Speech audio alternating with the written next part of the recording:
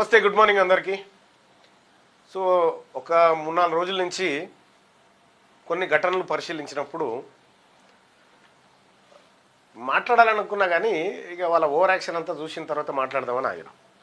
మరి ముఖ్యంగా రేవంత్ రెడ్డి 10 ఏళ్ళు నేనే సీఎం, నా లొటపీస్ ఉంటావు 10 ఏళ్ళు, 2 ఏళ్ళు కొనేళ్ళు నువ్వు చూద్దాం. తెలంగాణ రాష్ట్రానికి చివరి ఓసీ ముఖ్యమంత్రి నువ్వే. ఎవరైనా గచ్చంతో ముగుస్తుందేమో ఓసీల పరిపాలన అంటుంటే దద్దమ్మతో ముగిసిపోయే పరిస్థితి వచ్చింది నీతోటి. 2028 తర్వాత ఇక నువ్వు రాసి పెట్టుకో, నీవు కానీ నీ కాందాన్ కానీ నీ జాతి కానీ ఎవరు కూడా ముఖ్యమంత్రి కాదు కదా, అటు దరిదాపులో కూడా చూసేటువంటి సాహసం చేయరు. అది రాసి పెట్టుకోండి. ఇక నేనే 10 ఏళ్ళు ముఖ్యమంత్రి, తాత జాగిరని రాసిచ్చిన పట్టేదారులో ఉన్నట్టుగా తెలుస్తలేదా ఇప్పుడు ఏం జరుగుతూ ఉందో? లోకల్ బాడీలో ఏం జరుగుతూ ఉంది, బీసీలు ఎట్లా దూసుకొస్తా ఉన్నారో కనిపిస్తలేదా? కాబట్టి ఇక నీ ఆశలు వదిలేసుకో. నువ్వేదో అది ఎట్లా తప్పించుకోవాలరా అనడానికి ఒక డైలాగ్ తయారు చేసినావు. 10 ఏళ్ళు నేనే అనేది 10 ఏళ్ళు లేదు కదా, 10 నెలలకు కూడా కష్టం లేదు. ఇలా ఢిల్లీకి పోతా ఉన్నావు, అధిష్టానాన్ని ఒకసారి కలుద్దామనంటే రాహుల్ గాంధీ గారు పెట్టే కండిషన్ మీకు తెలుసు కదా, బట్టి రావాలి, ఉత్తమ్ రావాలి, నువ్వు రావాలి, ముగ్గురు వచ్చినప్పుడే నేను కలుస్తా. పార్లమెంట్ దర్వాజా నిలబడి ఫోటో దిగి ప్రెస్కు రిలీజ్ చేసిన అందరికీ ఆ డ్రామా అనేది తెలుసు. కానీ నా అంచనా ప్రకారం రేవంత్ రెడ్డి గారు నీ పదవికి గండం ఎందుకో కనిపిస్తూ ఉంది చాలా సీరియస్గా. అయిపోయింది, ఎందుకంటే నీ పర్ఫార్మెన్స్ ఏం లేదు, ఒట్టిదే అంతా డొల్లా. ప్లస్ మళ్ళీ నీకు ఏమైనా పెద్ద నాలెడ్జ్ ఉందంటే లోటపీస్ అది కూడా ఏం లేదు, ఓ సబ్జెక్ట్ రాదు ఏం లేదు. అప్పటిదప్పుడు తాత్కాలికంగా 4 ముచ్చట్లు నేర్చుకొని పోతావు. అయితే రేవంత్ రెడ్డి గారు ఇక ఈ తెలంగాణ రాష్ట్రం రెడ్ల నుంచి విముక్తి అవుతా ఉంది. రెడ్లకు బీసీలకు బంధం తెగిపోయింది. ఇక్కడ భువనగిరి కాడ ఒక్క రెడ్డి ఆమె గెలిచి ఏమంటుంది చూసిరా, నేను వీడియోలో చూసిన. నేను గెలిచిందే ఒక్క ఓసీని, జనరల్ మాదే కదా మాకు ఇయ్యాలి కదా అన్నట్టు. జనరల్ వాళ్ళ తాత జాగీర్ అయినట్టుగా ఎమ్మెల్యే చెప్తుంది. జనరల్లోకి బీసీలు ఎట్లా దూసుకొస్తా ఉన్నారో చూసిరు కదా. ఇన్ని రోజులంటే అణచివేత, కానీ ఇలా మేల్కున్న బీసీ సమాజం ఉంది కాబట్టి ఇలా మీ పప్పులు ఉడుకుడు ఇక తప్పని పరిస్థితి. నామినేషన్లు ఎత్తందుకే భయపడరు మీరు. ఆ పరిస్థితి వచ్చింది. రేపు పొద్దున గీందాకు వచ్చింది. రేపు ఎమ్మెల్యేలు గుంజుకుంటారు, రేపు పీఠాన్ని అధిష్టిస్తారు. ఇంకా నేనే ముఖ్యమంత్రి, ఎట్లా ముఖ్యమంత్రి కొనసాగుతో నాకు అర్థం కాలే. నీకు ఒక్క క్షణం కూడా సీట్లో కూర్చోవడానికి అర్హత లేదు. నువ్వు ఉన్నావు మున్సిపల్, విద్య, హోము, ఆ తర్వాత ఇవన్నీ దోపిడీ అన్నీ నువ్వే. నీకు దోపిడీలో ఉన్న ఎక్స్పీరియన్సు, నీకు చీటింగ్లో బ్లాక్మెయిలింగ్లో ఉన్న ఎక్స్పీరియన్స్ పరిపాలనలోనైతే లేదు. అంటే జగమెరిగిన సత్యం అది. కాబట్టి రేవంత్ రెడ్డి గారు మీరు బీసీల ద్రోహిగా గద్దె దిగబోతా ఉన్నారు. చరిత్రలో నువ్వు రాసి పెట్టుకో.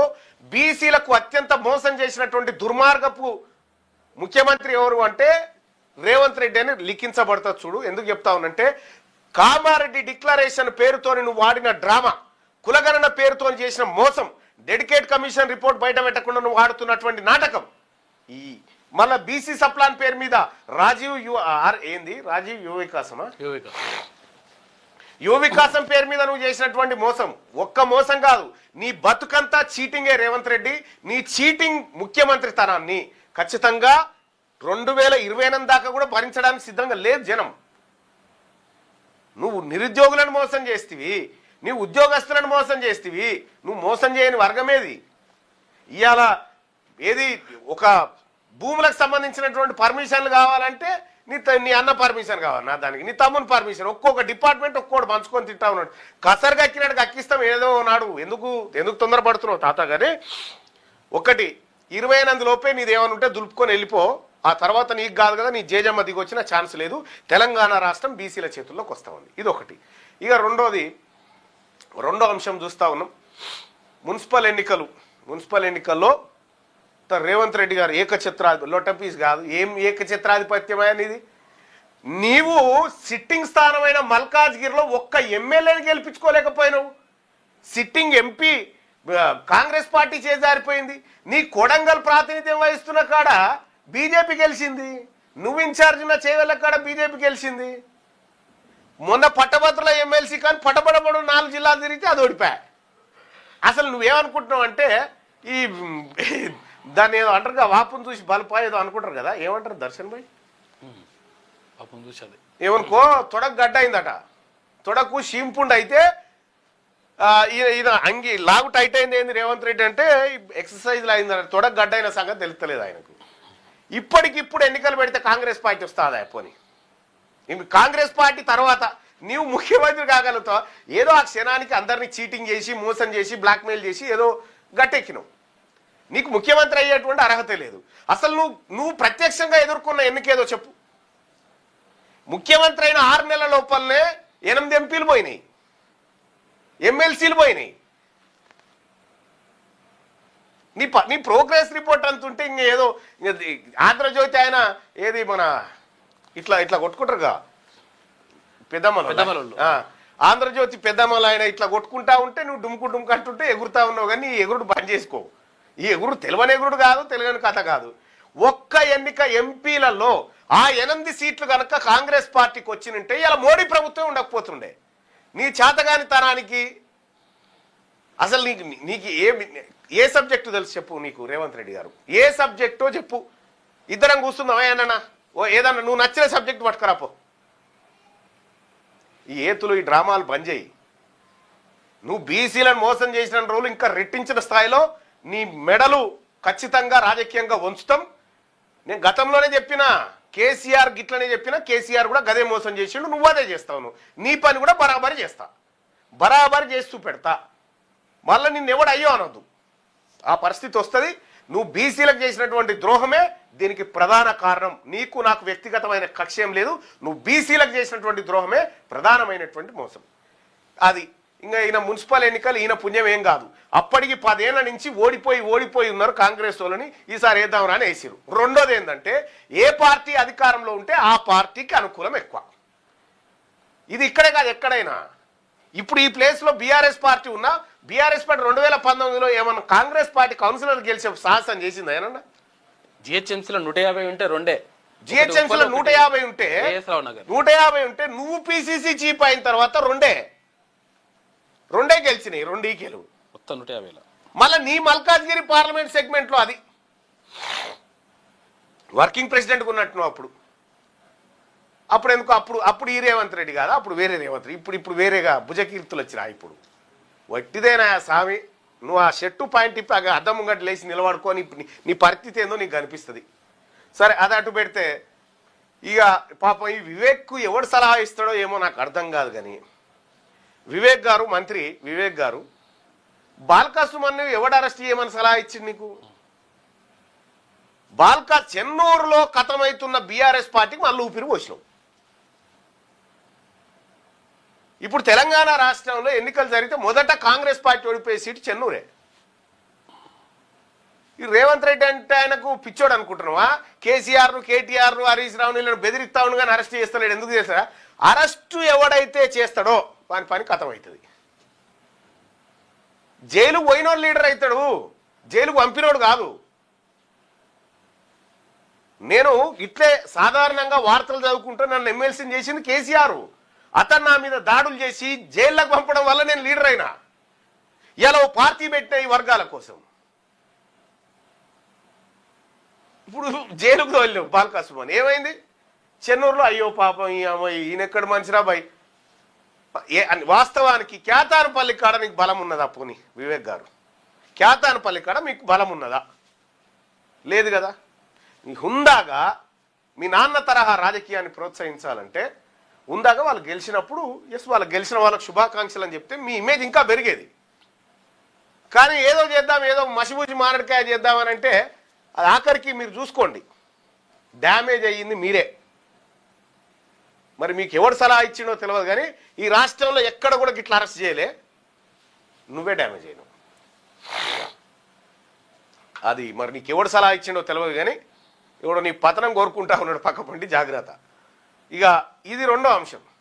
ఇంకా మూడో అంశం వచ్చేసి చాలా రోజుల నుంచి ఎంపీటీసీ ఎన్నికలు, జెడ్పీటీసీ ఎన్నికలు పెడతారా, జిహెచ్ఎంసీ పెడతారా? మహేష్ కుమార్ గౌడ్ అంటా ఉన్నాడు 80% జిహెచ్ఎంసీలు మాయే. ఆ 20% ఏంటియో అవి చెప్పండి, ఆడ పోటీలో పెట్టకురి. ఫస్ట్ 80% ఎన్నో ఆ 80% సీట్ల పేరు చెప్పండి. ఆ 27 ఉన్నాయో ఆ 20 పేర్లు చెప్తే గానే విపక్షాలు పోటీ చేసుకుంటారు. ఒకటి. ఇంకా ఎంపీటీసీ జెడ్పీటీసీ ఎన్నికల్లో పోటీ చేస్తాం. ఎంపీటీసీ జెడ్పీటీసీ ఎన్నికల్లో పోటీ చేస్తాం. ఆడ కూడా విజయం సాధిస్తామని చెప్పి కాంగ్రెస్ పార్టీ జబ్బలు సరుచుకుంటా ఉంది. నేను అడుగుతా ఉన్నా, సరే కాంగ్రెస్ పార్టీ ఆడ గెలుస్తుందా, బీఆర్ఎస్ గెలుస్తుందా, ఇంకోటి గెలుస్తుందా, మేము గెలుస్తామా, ఎవరు గెలుస్తామో పక్కకు పెడితే 3 పార్టీలలో ఉన్నటువంటి బీసీలారా చూసిరా, బీఆర్ఎస్ పార్టీ కాంగ్రెస్కు మద్దతు ఇస్తుంది, కాంగ్రెస్ పార్టీకి బీజేపీ మద్దతు ఇస్తుంది, కాంగ్రెస్ బీజేపీ బీఆర్ఎస్ ఒకటవుతుంది. వాళ్ళు అధికారాన్ని పంచుకునే కాడ ఈ అగ్రకుల దోపిడీ కులాలు ఎట్లా ఆలోచిస్తా ఉన్నాయి, కింద ఈడ కూర్చొని నేను కాంగ్రెస్ వాళ్ళకు మద్దతు ఇచ్చేదే లేదని ఈయన చెప్తా ఉంటాడు. నీ మద్దతు ఏమని కావాలరయ్యా, మీద వీళ్ళే అల్లుకొని ఎవరికి వాడు పంచుకొని తింటా ఉన్నారు కదా. బీఆర్ఎస్ మద్దతుతోని కాంగ్రెస్ ఎన్ని మున్సిపాలిటీ దక్కించుకోలే, బీజేపీ మద్దతుతోటి బీఆర్ఎస్ ఎక్కడ దక్కించుకోలే. రఘునందన్ రావు గారు పోయి బీఆర్ఎస్ పార్టీ కోటేషన్, ఎందుకంటే ముదిరాజు నేను ఎట్టి పరిస్థితిలో చైర్మన్ కానీ అని చెప్పి వెలమైన పోయి రెడ్డిలతో కలిసి ఓటేసిండు. నీకు ఎక్కడి పార్టీలు ఎక్కడి కథలు ఏడున్నావు ఇంకా ఈ పార్టీలలో? ఈ పార్టీలు మనవి కాదు, గుర్తుపెట్టుకోండి. అందుకోసమే తెలంగాణ రాజ్యాధికార పార్టీ మాత్రమే ఈ బీసీల పక్షాన నిలబడేటువంటి పార్టీ. మీరు ఇంకా మీ అందరికి కూడా చెప్తా ఉన్నా, వీళ్ళు ఒకవేళ మీ చేతికి అధికారం ఇవ్వాల్సి వచ్చినప్పుడు మిమ్మల్ని జావగొడతారు కానీ మీకు ఇయ్యరు. అందుకోసమే వాళ్ళని పక్కకు పెట్టి గీత గీసి రెడ్లు వెనమాలకు మనకు సంబంధం లేదని యువతరికి వచ్చి మనం అధికారాన్ని తీసుకోవడమే మన ముందున్నటువంటి ఆప్షన్. ఒక్కొక్క తాన ఇంకా మీరు చూడరి, ఇప్పుడు చైర్మన్లు మేయర్లు అయ్యారు కదా, అంటే నెక్స్ట్ లెవెల్ మీరు ఎమ్మెల్యే స్థాయి కదా. ఇప్పుడు మీరు చైర్మన్లు దిగిపోయే టైంగా మీరు జర్ర చేయనయ్యే టైంకి మీ మీద కేసులు, మీ మీద ఆరోపణలు, మీ మీద పత్రికల్లో రాతలు వస్తాయి, ఇవన్నీ వస్తాయి. మీరు డిమోలరైజ్ అయిపోయి వెళ్ళిపోతారండి. మళ్ళీ కొత్తనికి అవకాశం, మళ్ళీ బీసీని చేసిన ఎమ్మెల్యే గారని అంటారు. మోసం ఇదంతా. జాగ్రత్తగా ఉండండి బీసీలారా. నిన్ను మ్యాక్సిమం ఇక్కడ దాకా తీసుకురాగలుగుతారు, ఇక్కడ నుంచి అడుగు ముంగటికి ఏనియర్. ఎందుకు ఏనియర్ అంటే నువ్వు ఎమ్మెల్యే అయితే ఆయనకేముండదుగా, ఇక్కడనే నీ మీద ఆరోపణలు, నీ మీద ఓ వర్గాన్ని తయారు చేసి నీ మీద ఆరోపణలు చేయిస్తూ ఉంటారు, నిన్ను డిమోరలైజ్ చేస్తూ ఉంటారు, నీ మీద కేసులు పెట్టిస్తూ ఉంటారు, మొత్తం ఆస్తులు కొల్లగొట్టిండని రకరకాల దోపిడి దొంగలంతా వీళ్ళే. చాలా జాగ్రత్తగా ఉండండి. ఎట్టి పరిస్థితిలో రెడ్లను వెలమని నమ్మకండి. మేయర్ అయినటువంటి బీసీలారా, కార్పొరేటర్లు, కౌన్సిలర్లుగా గెలిచినటువంటి బీసీ సోదరులారా, రెడ్లను ఎట్టి పరిస్థితిలో నమ్మకండి. మీరు చాలా డేంజరస్. ప్రతి నాగుంబాముకు విషమే ఉంటుంది. ఏ దానికి విషం ఉండదు, నాగుంబామే కానీ విషం ఉండదు అనేటట్టు ఉండదు. చాలా జాగ్రత్తగా ఉండండి.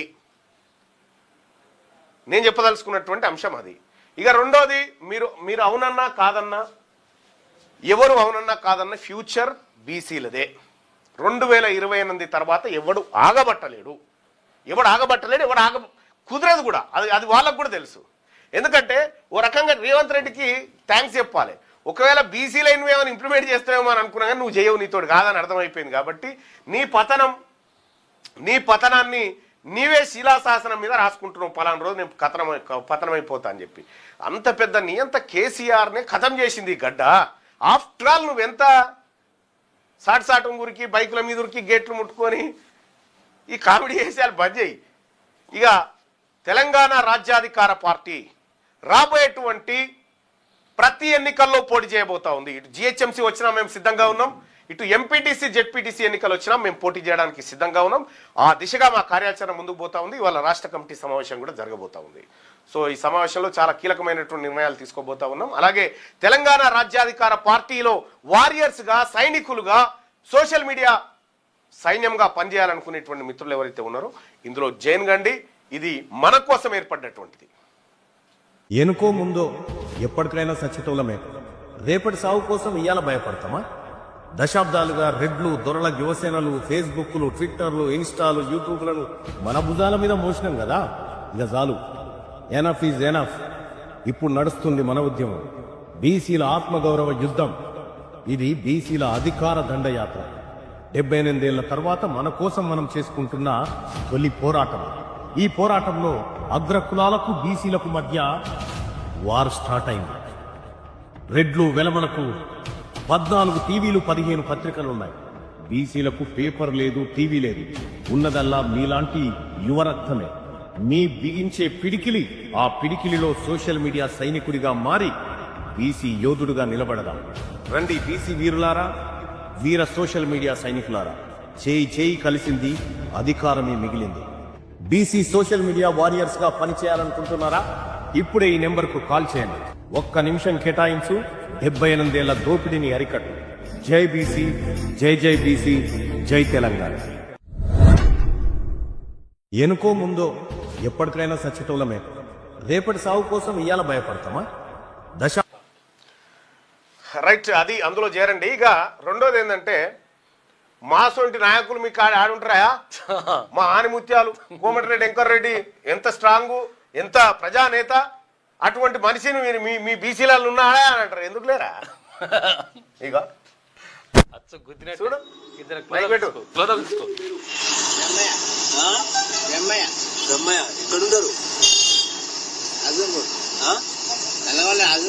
అదోనేనా?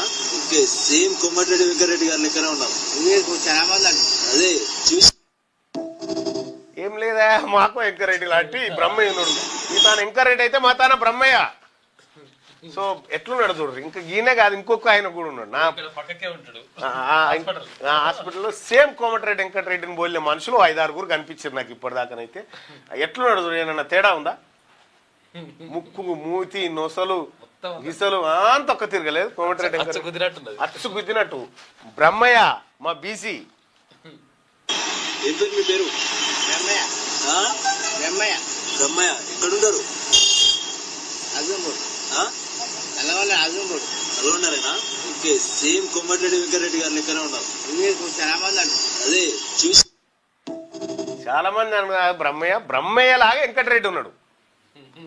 కోమటిరెడ్డి వెంకరెడ్డి లాగా బ్రహ్మయ్య లేడు, బ్రహ్మయ్య లాగా వెంకరెడ్డి ఉన్నాడు అన్నట్టు. ఇటువంటి వాళ్ళందరినీ రిప్లేస్ చేసుకుంటాం. నల్గొండకు మా ఆధిపత్యం ఉంది ఇప్పుడు మా బీసీలలో. ఇప్పుడు వెంకరెడ్డి గారి పేరు అని కాదు, బ్రహ్మయ్య పేరు మీదనే కానీ మాట్లాడకపోతే గుర్తుపట్టే పరిస్థితి లేదు. అట్లనే కనిపించాలనుకుంటే ఆయనే ఉన్నాడు బరాబర్. పత్రికల రేటింగ్స్ మీరు చెప్పండి.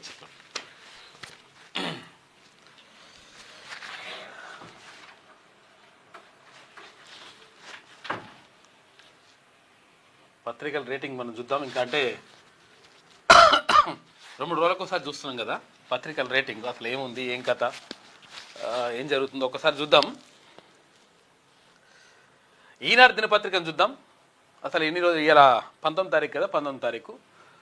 ప్రభుత్వంపై ప్రశ్నించే కథనాలు ప్లస్ జాతీయ అంశాలు, స్థానిక సమస్యలకు స్థలం ఇచ్చింది సమతుల్య దృక్పథం అట. పార్టీ స్పేసు, పార్టీ ఏ పార్టీకి ఎంత స్పేస్ ఇచ్చిందనే విషయం చూసుకుంటే, కాంగ్రెస్ పార్టీకి 34%, బీఆర్ఎస్ పార్టీకి 26%, బీజేపీకి 22%, ఇతరులకు 18%. సమతుల్య కవరేజు, కేంద్ర రాష్ట్ర 2 కోణాలు కనిపించినాయి అని చెప్పేసి ఏది ఈనాడు గురించి ChatGPT చెప్తున్నది.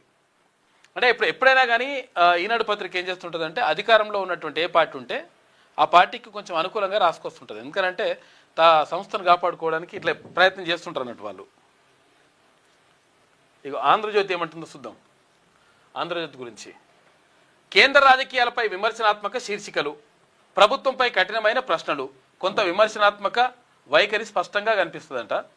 ఏ పార్టీకి ఎంత స్పేస్ ఇచ్చిందని చెప్పి ఒకసారి చూసుకుంటే, కాంగ్రెస్కు 28%, బీఆర్ఎస్కు 24%, బీజేపీకి కొంత ఎక్కువ ఇచ్చినట్టుంది. ఇవాళ బీజేపీకి 30%, ఇతరులు 18%. బీజేపీ మరియు కేంద్ర అంశాలకు ఎక్కువ ప్రాధాన్యం ఇస్తుందంట. ఎందుకంటే అక్కడ బీజేపీ తెలుగుదేశం పార్టీ తోటి కలిసి పనిచేస్తూ ఉంది కాబట్టి, తెలుగుదేశం పార్టీ బీజేపీ తోటి కేంద్రంలో పనిచేస్తూ ఉంది. ఇక్కడ ఏపీలో ఈ 2 పార్టీలు కలిసి పనిచేస్తున్నాయి కాబట్టి అట్లా ఇస్తుంది ఆంధ్రజ్యోతి దినపత్రిక. ఇంకా తర్వాత నమస్తే తెలంగాణ ఏమంటుందో చూద్దాం. ఇక ఫ్రంట్ పేజ్ నెంబర్ 2, 3లో ప్రభుత్వ కార్యకలాపాలకు అధిక ప్రాధాన్యం ఇస్తుంది. ప్రతిపక్షంపై విమర్శనాత్మక శీర్షికలు ఉన్నాయి. ప్రభుత్వ అనుకూల దృక్పథం స్పష్టంగా కనిపించింది. ప్రధానంగా అధికార పార్టీ ప్రయోజనాలు పైన దృష్టి పెట్టిందట. ఇక పార్టీ స్పేస్ చూసుకుంటే, కాంగ్రెస్ పార్టీకి సంబంధించి 52%. మనం ఏమనుకుంటామంటే అసలు యాక్చువల్గా నమస్తే తెలంగాణ మొత్తం కూడా వ్యతిరేకంగా రాస్తుందని చెప్పేసి అనుకుంటాము. ఆ వ్యతిరేకంగా రాసిందే ఇప్పుడు కాంగ్రెస్ పార్టీకి అనుకూలమవుతుందట. కాంగ్రెస్ పార్టీకి 52% స్పేస్ ఇచ్చింది. బీఆర్ఎస్కు 18%, బీజేపీకి 12%, ఇతరులు 18% ఇచ్చింది. గమనిక, ప్రభుత్వం సంబంధిత వార్తలు ప్రధాన స్థానం ఆక్రమించినాయి. విమర్శనాత్మక కవరేజ్ తక్కువ ఉందంట. మొత్తం మీద అధికార దాహం, బరితెగింపు, కాంగ్రెస్ బాల్కసుమన్ అరెస్ట్ అని చెప్పేసి అరాచక పర్వం అని కాంగ్రెస్ పార్టీకి సంబంధించి ఇచ్చిందని చెప్పేసి పార్టీకి తర్వాత ఇక ప్రభుత్వానికి. ఇది ఇట్లుంటే ఒకసారి మనము వెలుగు దినపత్రికను చూద్దాం. వెలుగు దినపత్రికలో ప్రాంతీయ స్థానిక అంశాలకు ప్రాధాన్యం ఇచ్చిందట. అభివృద్ధి కథనాలు ఉన్నాయి. ఎందుకంటే కొంతవరకు ఇప్పుడు ఈ మధ్యలో వెలుగు దినపత్రిక కొంతవరకు ప్రభుత్వానికి డబ్బా కొట్టే కార్యక్రమం చేస్తుంది. లోతైన విశ్లేషణ తక్కువ ఉందంట. ఇక పార్టీ స్పేస్ చూసుకుంటే కాంగ్రెస్ పార్టీకి 40%, బీఆర్ఎస్కి 22%, బీజేపీకి 15%. సంజీవ తెలంగాణ ఉద్యమకారుడు సంజీవ తెలంగాణ రాజ్యాధికార పార్టీ చైర్పర్సన్ సందర్భంగా నారాయణఖేడ్ ప్రాంతంలో విపరీతంగా కొట్లాడినటువంటి బిడ్డ జుక్కల్ ప్రాంతంలో, అలాగే చాలా మందితోటి ఉద్యమం సమయంలో చాలా పనిచేసిండు సంజీవతో కొద్దిసేపు మాట్లాడించండి. Sanjeeva, welcome to Rajyadhikara. Constable Srinivasu తర్వాత శ్రీశైలం వీళ్ళందరూ ఉన్నారు కదా. అట్లనే 2013లో ఎక్కడ అసెంబ్లీ దగ్గర కదా, అసెంబ్లీ దగ్గర అప్పుడు ఏది ప్రభుత్వం ఏది ఉన్నది, కాంగ్రెస్ పార్టీ ప్రభుత్వం ఉన్నది. అప్పుడు ముఖ్యమంత్రిగా ఉమ్మడి రాష్ట్రంలో కిరణ్ కుమార్ రెడ్డి ముఖ్యమంత్రిగా ఉన్నాడు. కిరణ్ కుమార్ రెడ్డి ముఖ్యమంత్రిగా ఉన్నప్పుడు ఆయన కానిస్టేబుల్గా ఉన్నాడు. కానిస్టేబుల్గా ఉండి యూనిఫామ్లో ఏది జై తెలంగాణ అనుకుంటూ మొత్తం నినాదాలు చేసేసి ఎట్టి పరిస్థితుల్లో మా తెలంగాణ మాకు కావాలి ఇట్లా అని చెప్పేసి మాట్లాడండి. చెప్పండి సార్. నమస్తే. నా పేరు బోర్గి సంజీవ్. నేను తెలంగాణ పోలీసు ఉద్యమకారుని. ముఖ్యంగా తెలంగాణ రాష్ట్రం వస్తే తెలంగాణ ప్రజల జీవితాలు బాగుపడతాయి, తెలంగాణ రాష్ట్రం వస్తే అన్ని వర్గాల ప్రజలు బాగుపడతారని చెప్పేసి తెలంగాణ కోసం కొట్లాడినాం. ముఖ్యంగా శ్రీనివాస్ గౌడ్, శ్రీశైలం మరి వాళ్ళిద్దరు కానిస్టేబుల్ ఎల్బీ స్టేడియంలో జై తెలంగాణ అన్నప్పుడు అప్పుడు వాళ్ళు సమైక్యాంధ్ర సభ పెడితే వీళ్ళు జై తెలంగాణని నినదించారు. తర్వాత మా పోలీస్ కిష్టన్న మరి ఆత్మ బలిదానం చేసుకున్నారు, తుపాకీతో పేల్చుకున్నప్పుడు మరి మెదక్లో డిఎస్పీ గారు నళిని మేడం గారు తెలంగాణ కోసం పదవికి రిజిగ్నేషన్ ఇచ్చినప్పుడు, ముఖ్యంగా శ్రీకాంతాచారి గారు వారు పెట్రోల్ పోసుకొని తగలబెట్టుకున్నప్పుడు ఇవన్నీ సంఘటనలు నన్ను కలిచివేసినాయి. ముఖ్యంగా నేను ఒక దళిత మాదిగ బిడ్డను. నేను కష్టపడి సంపాదించుకున్నటువంటి పోలీస్ కానిస్టేబుల్ ఉద్యోగం ఆనాడు తెలంగాణ వస్తే ఢిల్లీలో కూడా దాదాపుగా 2 నెలలు రోడ్డు మీద వండుకున్నాం. మాకు రూమ్ కూడా ఎవరు ఇవ్వలే. బిల్లు పెట్టే కాడ తెలంగాణ రావాలని కోరుకున్నాం. తెలంగాణ వచ్చింది. మాకు గత ప్రభుత్వంలో సిఐని చేసుకుంటాం, ఎస్ఐని చేసుకుంటాం అన్నారు. అప్పుడు ఒకవేళ ఇప్పుడు అనేది అసెంబ్లీ దగ్గర జై తెలంగాణ అని చెప్పేసి అంటే అప్పుడేమన్నా గవర్నమెంట్ నుంచి ఏమన్నా హెచ్చరికలు వచ్చినాయా? గవర్నమెంట్ నుంచి ఆ రోజు హెచ్చరికలు. ఉమ్మడి రాష్ట్రం కదా, ఉమ్మడి రాష్ట్రము, సమైక్య రాష్ట్రం. ముఖ్యంగా ఆనాడు ఎమ్మెల్సీ గండ్ర వెంకటరామరెడ్డి గారు కానీ, తర్వాత పొంగులేటి సుధాకర్ రెడ్డి గారు కానీ చాలామంది ఎమ్మెల్సీలు మాకు అండగల్లబడ్డారు. మరి గౌరవ హరీష్ రావు గారు కూడా, మంత్రి గారు కూడా ఆనాడు వారు మరి మాకు అండగల్లబడ్డారు. వాస్తవానికి తెలంగాణ రాష్ట్రంలో మరి నాతో పాటు ఒక ఉద్యమకారులను మరి గుర్తించకపోవడం, గౌరవించుకోకపోవడం, మన కష్ట సుఖాలను తెలుసుకోకపోవడం అనేది నిజంగా చాలా బాధ అనిపించింది. ముఖ్యంగా తెలంగాణ వస్తే ప్రమోషన్లు ఇస్తారని చెప్పేసి వాళ్ళే ప్రకటించుకున్నారు. ప్రమోషన్ వచ్చుడు దేవుడెరుగు. కంకి మండల్లో ఒక మన ప్రభుత్వ స్థలంలో అవన్నీ కూడా కొంతమందికి అంటే అన్యక్రాంతంగా ప్లాట్లు చేసే క్రమంలో అక్కడ నేను సిర్గాపూర్ పోలీస్ స్టేషన్లో పని చేసుకుంటూ అక్కడ ప్రభుత్వ భూమిలో ఒక తెలంగాణ తల్లి విగ్రహం పెట్టినందుకు నన్ను రిమూవల్ ఫ్రమ్ సర్వీస్ చేసిండ్రు 2015-16లో. తెలంగాణ తల్లి విగ్రహం పెట్టినందుకు సుమతి మేడం గారు నన్ను రిమూవల్ ఫ్రమ్ సర్వీస్ చేసిండ్రు. రిమూవ్ చేసిన తర్వాత రిమూవ్ చేసిన దాని మీద నాకు ఆ రోజు జైలుకు పంపించారు. తెలంగాణ తల్లి విగ్రహం పెడితే జోగిపేట జైల్లో నేను వారం రోజులు ఉండి బయటకు పోయిన తర్వాత ఫస్ట్ సస్పెండ్ చేసిరు. తెలంగాణ తల్లి విగ్రహం పెడితే నేను జైలు నుంచి బయటకు పోయే లోపల రిమూవ్ ఆర్డర్ వచ్చింది. 2015-16 సంబంధించి తెలంగాణ వచ్చినాక ఆ ఆర్డర్ మీద నేను ఇంత చందా చేసుకొని వాళ్ళ దగ్గర వెళ్తే డబ్బు అడుకొని అది కూడా సంగారెడ్డి జిల్లా కోర్టులో కూడా నా ఫేవర్గా కేసు చేసుకోవడం జరిగింది. ముఖ్యంగా ఇప్పుడు ఈ 15 సంవత్సరాలు ఒక తెలంగాణ తల్లి విగ్రహం పెట్టినందుకు ఒక తెలంగాణ పోలీసు ఉద్యమకారుడుగా నా జీవితం పూర్తిగా రోడ్డు పాలు చేసిండ్రు గతంలో. నాకు 2 ఆడపిల్లలు. పెద్ద పాప ఇంటర్మీడియట్ సెకండ్ ఇయర్, చిన్న పాప 10th, ఇప్పుడు నెక్స్ట్ 10th క్లాస్. ఈరోజు నాకు ఇల్లు, నాకు ఉన్నటువంటి ఆల్టో కారు, నేను దాంట్లోనే రాత్రి వండుకుంటా. నేను తినేది ఎవరో భోజనం పెడితే తింటా. తర్వాత నాకు ఒక గుంట భూమి లేదు, మా వారసత్వంకి వచ్చినటువంటి ఒక చిన్న ఇల్లుండే మా గల్లీలా బోర్గిలా, ఆ ఇల్లు కూడా మా పెద్దన్న మా నడిపెనకి ఇచ్చేసిన. నాకు ఇల్లు కూడా లేదు. ఇప్పుడు మా భార్య పిల్లలు ఇప్పుడు సంగారెడ్డిలో కిరాయికి ఉంటున్నాం. ఎవరో మనకు ఆర్థికంగా సాయం చేస్తే రూమ్ కిరాయి కట్టుకొని ఫీజులు కట్టుకొని పిల్లలు చదివించుకుంటున్నాం. ముఖ్యంగా గతంలో వైఎస్ఆర్టీపీలో రాష్ట్ర అధికార ప్రతినిధిగా మరి జుకల్ ఇన్ఛార్జిగా కానిస్టేబుల్ ఉద్యోగం పోయిన తర్వాత రాజకీయాల్లోకి వచ్చింది. నేను 15 తర్వాత రిమూవ్ చేసిన తర్వాత రాజకీయంలో వచ్చిన. Okay. Professor Kodandaram sir party పెట్టినప్పుడున్న ఆ పార్టీ కాంగ్రెస్ లో మర్జీ చేసే మా కూటమిలా అక్కడ కూడా ఎమ్మెల్యే పోటీ చేసే అవకాశం రాలేదు. తర్వాత వైఎస్ షర్మిలమ్మ గారు పార్టీ పెట్టిన తర్వాత అక్కడేమన్నా అవకాశం వస్తాను జాయిన్ అయ్యి 3800 పాదయాత్రల మొత్తం నేనే ఉన్నాను. 3800 కిలోమీటర్ పాదయాత్రలు ఉన్నాను. అక్కడ పార్టీ చెప్పినటువంటి పని చేసే వాళ్ళము, ప్రజలను తీసుకొచ్చేటోళ్ళము.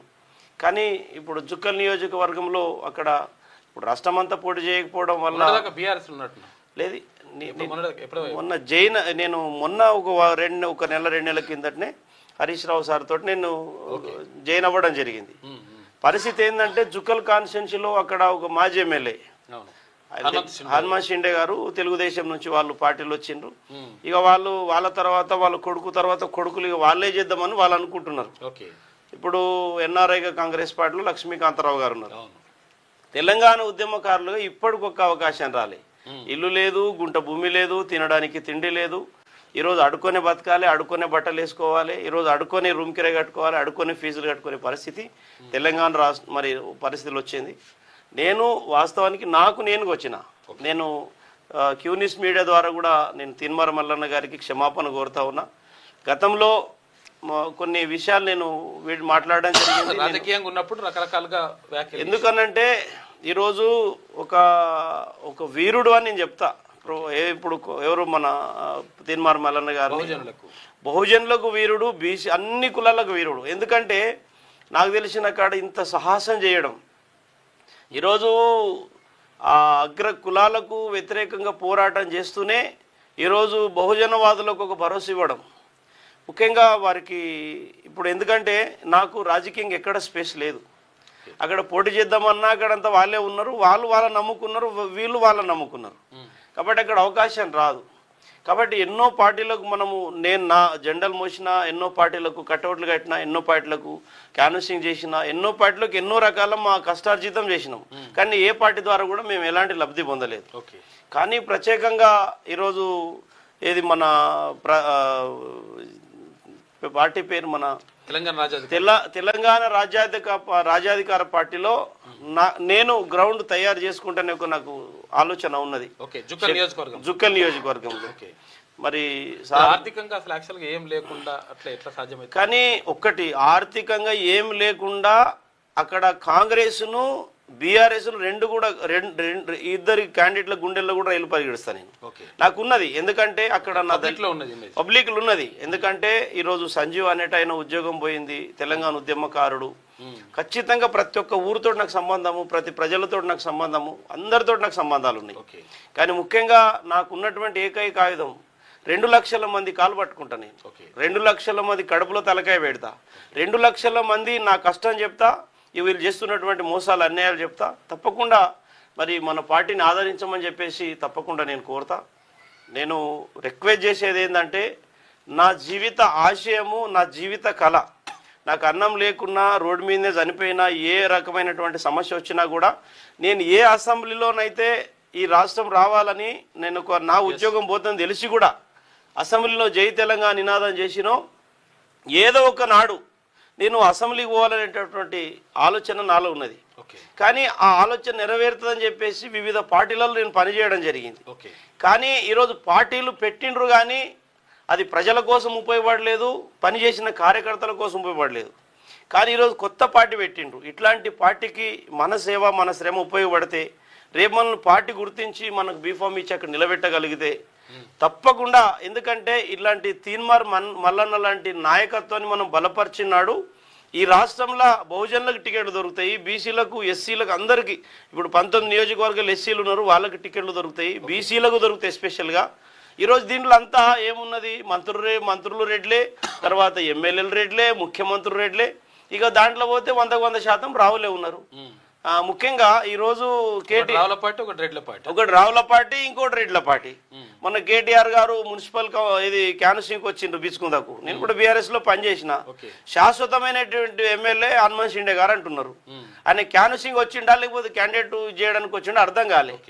కానీ ఈ రోజు వివిధ పార్టీలల్లో పనిచేసిన వాళ్ళని చూస్తలేరు, వారిని నిజాయితీగా పనిచేసిన చూస్తలేరు. డబ్బు ఎవరి దగ్గర ఉంది, భూమి ఎవరి దగ్గర ఉంది, ఆర్థికంగా ఎవరు బలంగా ఉన్నారు. ఈవెన్ మున్సిపల్లో కూడా మున్సిపల్లో పోటీ చేసే వాళ్ళ దగ్గర ₹1,00,00,000 ఉంటే టికెట్ ఇస్తాం. ఇంతకన్నా దుర్మార్గమైన అసలు మేము ఆత్మహత్య చేసుకోవాలన్నా, ప్రజల కోసం బతకాలన్నా? అసలు ఈ దేశం ఎక్కడ, ఈ రాష్ట్రం ఎక్కడ పోతుంది? ఎక్కడ పోతుంది? అభివృద్ధి పేరుతో వాళ్ళు దోచుకున్నారు, అభివృద్ధి పేరుతో వీళ్ళు దోచుకున్నారు, ప్రజలకు మాత్రం శూన్యం. కాబట్టి ఇప్పుడు ప్రశ్నించే వాళ్ళు కావాలి, ఒక కొత్త పార్టీ రావాలి.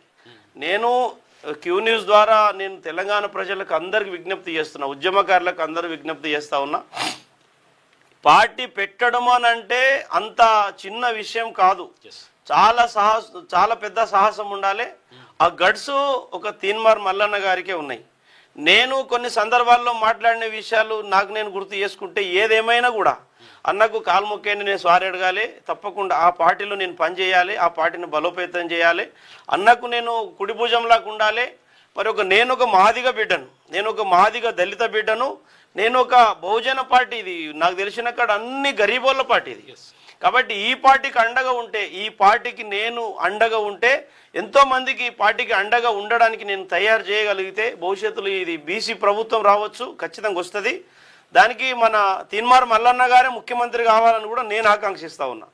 ఎందుకంటే మనల్ని కడుపులో పెట్టుకొని మనల్ని ఒక పార్టీలో అవకాశం ఇస్తే తప్పకుండా వారు ముఖ్యమంత్రి కావాలని నేను హార్ట్ఫుల్గా కోరుకుంటా. ఎందుకనంటే కొద్ది రోజులు నేను అపార్థం చేసుకున్నా, ఇప్పుడు నాకు అర్థమైంది. ఎందుకనంటే ఆ జెండల కింద మాకు రక్షణ లేదు, ఆ యొక్క పార్టీల కింద మాకు రక్షణ లేదు, ఆ నాయకులు మాకు రక్షణ ఇచ్చే పరిస్థితులు లేరు. అంటే కండువాలు కాపుతున్నారు, మేము పార్టీ చేస్తున్నాం, కానీ మనసులో మాత్రం బాధ ఉన్నది. మనసులో ఏం బాధ ఉందంటే టికెట్ రాదు, పని చేసినా వేస్ట్ అవుతుంది, ఈ జెండా మోసి వేస్ట్ అవుతుంది, క్యాన్సిన్ చేసి వేస్ట్ అవుతుంది, వాళ్ళ కోసం పని చేసి వేస్ట్ అవుతుంది. అసలు ఎవరి కోసం పని చేయాలా? ఇక స్టార్టింగ్ నుంచి కొత్త పార్టీ ఉంది, కొత్త నిర్మాణం చేస్తాం. మనం పార్టీ కోసం నిర్మాణం చేస్తే మనకు నాయకుడు గుర్తిస్తారు. అంటే ఒకే నాయకుడు, ఒకే పార్టీ, ఒకే జెండా. అంటే మన నాయకుడి కోసం మనం పనిచేసినాడు, నాయకుడు మనల్ని గుర్తించినాడు, మనం ప్రజలకు నాయకులం అవుతాం. అలాంటప్పుడు ప్రజలకు న్యాయం చేసే అవకాశం ఉంటుంది. వాస్తవ పరిస్థితి, నేను 2013 నుంచి ఈ రోజు వరకు మా ఊర్లో ఒకసారి సర్పంచ్ మా మిస్సెస్ జనరల్లో చేపించుకున్నా. మొన్న కూడా నేను సర్పంచ్ నిలబడ్డా. మొన్న నిలబడితే 30 ఓట్లతోటి ఇండిపెండెంట్గా నేను ఓడిపోయినా. 6 మంది మెంబర్లను గెలిపించుకున్నా, ఒక ఉప సర్పంచ్ కూడా నేనే చేసుకున్నా. ఆ ఉప సర్పంచ్ను తర్వాత 6 మంది మెంబర్లను తీసుకొని మరి మాజీ మంత్రి గారు హరీష్ రావు గారి దగ్గర పోయి నేను కలవడం జరిగింది. అంటే ఉద్యమ కాలంలో వారు మాకు అండగా ఉంటారని చెప్పేసి కలిసి కండు వేసుకుని మా పార్టీకి జాయిన్ అయినాం. కానీ పార్టీలో ప్రధానంగా నేను వచ్చి నేను ఏదన్నా తప్పు చేస్తే అపాలజీ కోరి ఎందుకు జాయిన్ అవుతున్నానంటే రీజన్ ఏంటంటే నాకు పని కల్పియండి, నేను పని చేస్తాను, నాకు తిండి లేకున్నా పర్వాలేదని చెప్పడానికి వచ్చినాను. నాకు మొట్టమొదటిదిగా తెలంగాణ రాజ్యాధికార పార్టీ మరి కండువ ఈరోజు మరి తీన్మార్ మల్లన్న గారు మరి నాకు మరి తెలంగాణ రాజ్యాధికార పార్టీ గౌరవ రాష్ట్ర అధ్యక్షులు గారు నన్ను కప్పినందుకు నేను వారికి హృదయపూర్వకమైనటువంటి కృతజ్ఞతలు తెలియజేస్తా ఉన్నాను. నన్ను అందరూ, అన్ని పార్టీలు నన్ను వాడుకున్నాయి, అన్ని జెండాలు వాడుకున్నాయి. ఈరోజు తెలంగాణ రాష్ట్రం 2014లో ఏర్పడితే ఈరోజు వరకు 11 ఏళ్ళు. 11 ఏళ్ళల్లో కనీసం ఒక చిన్న అవకాశం కూడా, ఆర్థిక పరమైన, అధికారపరమైన, ఏ పరమైనటువంటి చిన్న అవకాశాలు కూడా మాకు ఎవరు ఇచ్చినటువంటి దాఖలాలు లేవు. కానీ మా కష్టం వృధా అయిపోయింది, మా 10 ఏళ్ళ శ్రమ వృధా అయిపోయింది.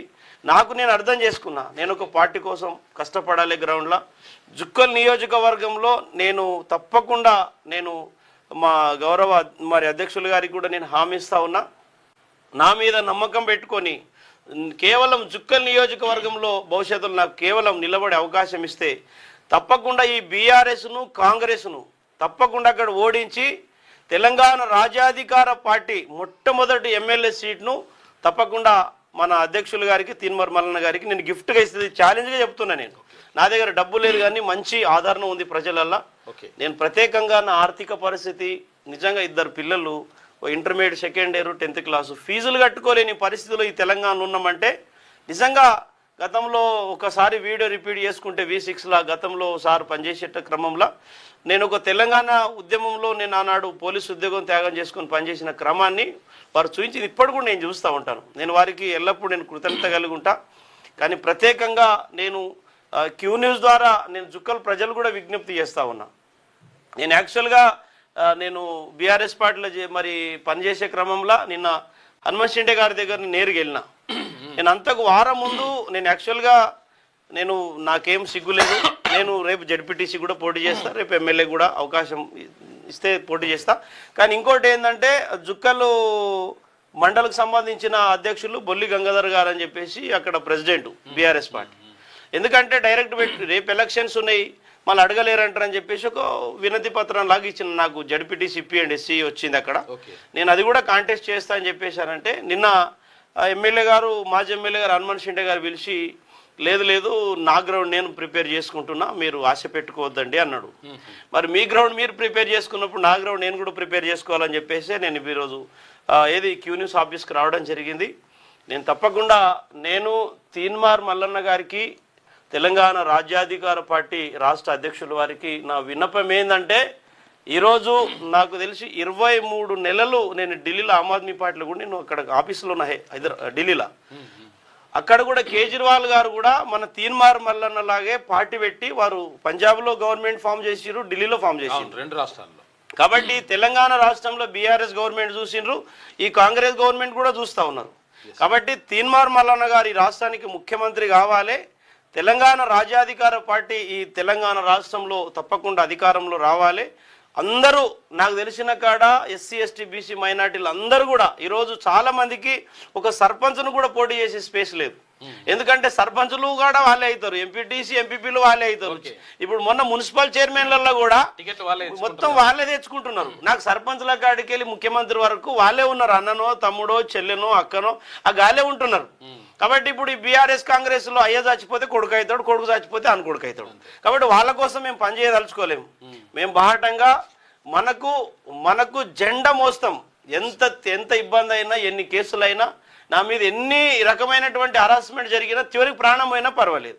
నా అంతిమ కోరిక నేను చెప్తా ఉన్నా, నన్ను మరి మన తెలంగాణ రాజ్యాధికార పార్టీ అధ్యక్షులు తీన్మార్ మల్లన్న గారు నన్ను గుండెలో పెట్టుకొని నన్ను ఎమ్మెల్యేగా వారు ఆశీర్వదిస్తే తప్పకుండా తెలంగాణ ప్రజల ఆశీస్సులతో వాడితే ఈ రాష్ట్రానికి ముఖ్యమంత్రి అవుతారు.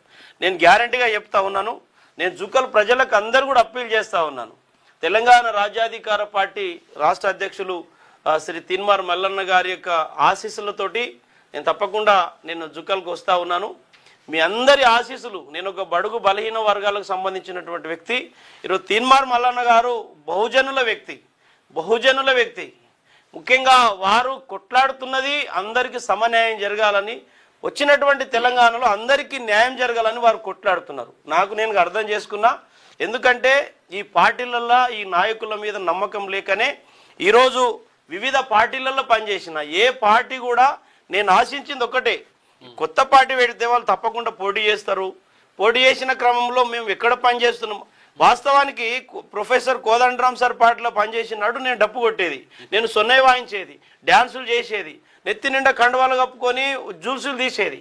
కానీ తీసుకుపోయి కాంగ్రెస్లో కలిపేస్తే నేను నమ్ముకున్న ఎక్కడ పోవాలి? ఈరోజు గతంలో పార్టీలో ఏ పార్టీలో పనిచేసినా మీరు మీ స్వార్థం కోసం పనిచేసినాడు, పార్టీ నమ్ముకొని పనిచేసిన కార్యకర్తల పరిస్థితి. కాబట్టి తీన్మార్ మల్లన్న గారు కత్తెర గుర్తు తీసుకొచ్చిండ్రు. మా సతీమణి శశికళ గారు 2013లో కత్తెర గుర్తు మీద గెలిచిండ్రు. తర్వాత నేను మొన్న కత్తెర గుర్తు వచ్చింది, మొన్న కూడా నాకు కత్తెర గుర్తు వచ్చింది. ఇండిపెండెంట్, అది కూడా నేను ఎస్సీ దళితుని ఒక మాదిగ సామాజిక వర్గం బిడ్డను. నేను నా ఊర్లో జనరల్ సీట్లో నేను సర్పంచ్గా నిలబడితే ఇండిపెండెంట్గా నాకు కేవలం 30 ఓట్ల తేడాతోటి నేను ఓడిపోయినా. నేను ఒక ఛాయ్ దాపలేదు, ఒక సింగిల్ రూపాయి ఖర్చు పెట్టలేదు. నా ప్రత్యర్థి 15 లక్షలు ఖర్చు పెట్టుకున్నాడు, 200 ఎకరాల భూమి. కానీ మళ్ళా 6 మంది మెంబర్లు ఒక ఉప సర్పంచ్ కూడా నా వాళ్ళే గెలిచిండ్రు. అంటే ఈ తప్పకుండా ప్రజల మీద నాకు విశ్వాసం ఉన్నది. ఎంత కష్టమైన నేను తప్పకుండా పడతాను. నేను ఈ క్యూ న్యూస్ ద్వారా మరి తెలంగాణ రాజ్యాధికార పార్టీ అధ్యక్షులు శ్రీ తీన్మార్ మల్లన్న గారికి నా రిక్వెస్ట్ ఒకటి, అన్ని పార్టీల జెండా మోస్తే అందరూ మాకు బీఫామ్లు ఇవ్వలేదు, మాకు టికెట్లు ఇవ్వలేదు, పోటీ చేసే అవకాశం మోసం చేసిండ్రు. కానీ నేను కోరుకునేది ఒక్కటే, గో హెడ్, మీరు పని చేసుకోర్రి, మీకు నేను అండగా ఉండంటే నేను చెప్తున్నా మీ కొండంత ధైర్యంతో జుక్కల్ నియోజకవర్గంలో ఈ కాంగ్రెస్ను బీఆర్ఎస్ వాళ్ళ నాయకుల యొక్క గుండెల్లో రైలు పరిగెడిస్తా. ఒకే ఒక్క వ్యక్తిగా వైఎస్ఆర్టీపీలో జుక్కల్లో నేను స్టార్ట్ చేస్తే 20,000 మందితోటి బిచ్చుకుంద సభ చేసిన, 5,000 మందితోటి కండెబోలరు సభ చేసిన, ఒకే ఒక్కడిగా. ఇప్పుడు కూడా చెప్తున్నా, నేను తప్పకుండా నేను ఏది వార్డు కమిటీలు వేసుకుంటా, గ్రామ కమిటీలు వేసుకుంటా, మండల కమిటీలు వేసుకుంటా, మండల అధ్యక్షులను తయారు చేసుకుంటా, నియోజకవర్గ కమిటీలు వేసుకుంటా. తప్పకుండా త్వరలోనే నేను ఈ క్యూ న్యూస్ ద్వారా కూడా సార్ రిక్వెస్ట్ చేస్తా ఉన్నా, ఒక్కసారి జూకాలకు రండి, ఒక్కసారి మీరు జూకాలకు అవకాశం ఇవ్వండి. నేను రేపు అంటే ఎమ్మెల్యే 2028లో మన రాజ్యాధికార పార్టీ అధికారంలో రావడానికి ఎమ్మెల్యే పోటీ అది 28. కానీ మొట్టమొదటి నేను జైన్ అయిన తర్వాత రేపు ఏదో ఒక మండలి తరపున తెలంగాణ రాజ్యాధికార పార్టీ తరపున మొట్టమొదటిగా జడ్పీటీసీ కూడా నేను నిలబడతా. ఇంకా చాలా మంది కూడా నిలబెట్టే విధంగా నేను ప్రయత్నం చేస్తా.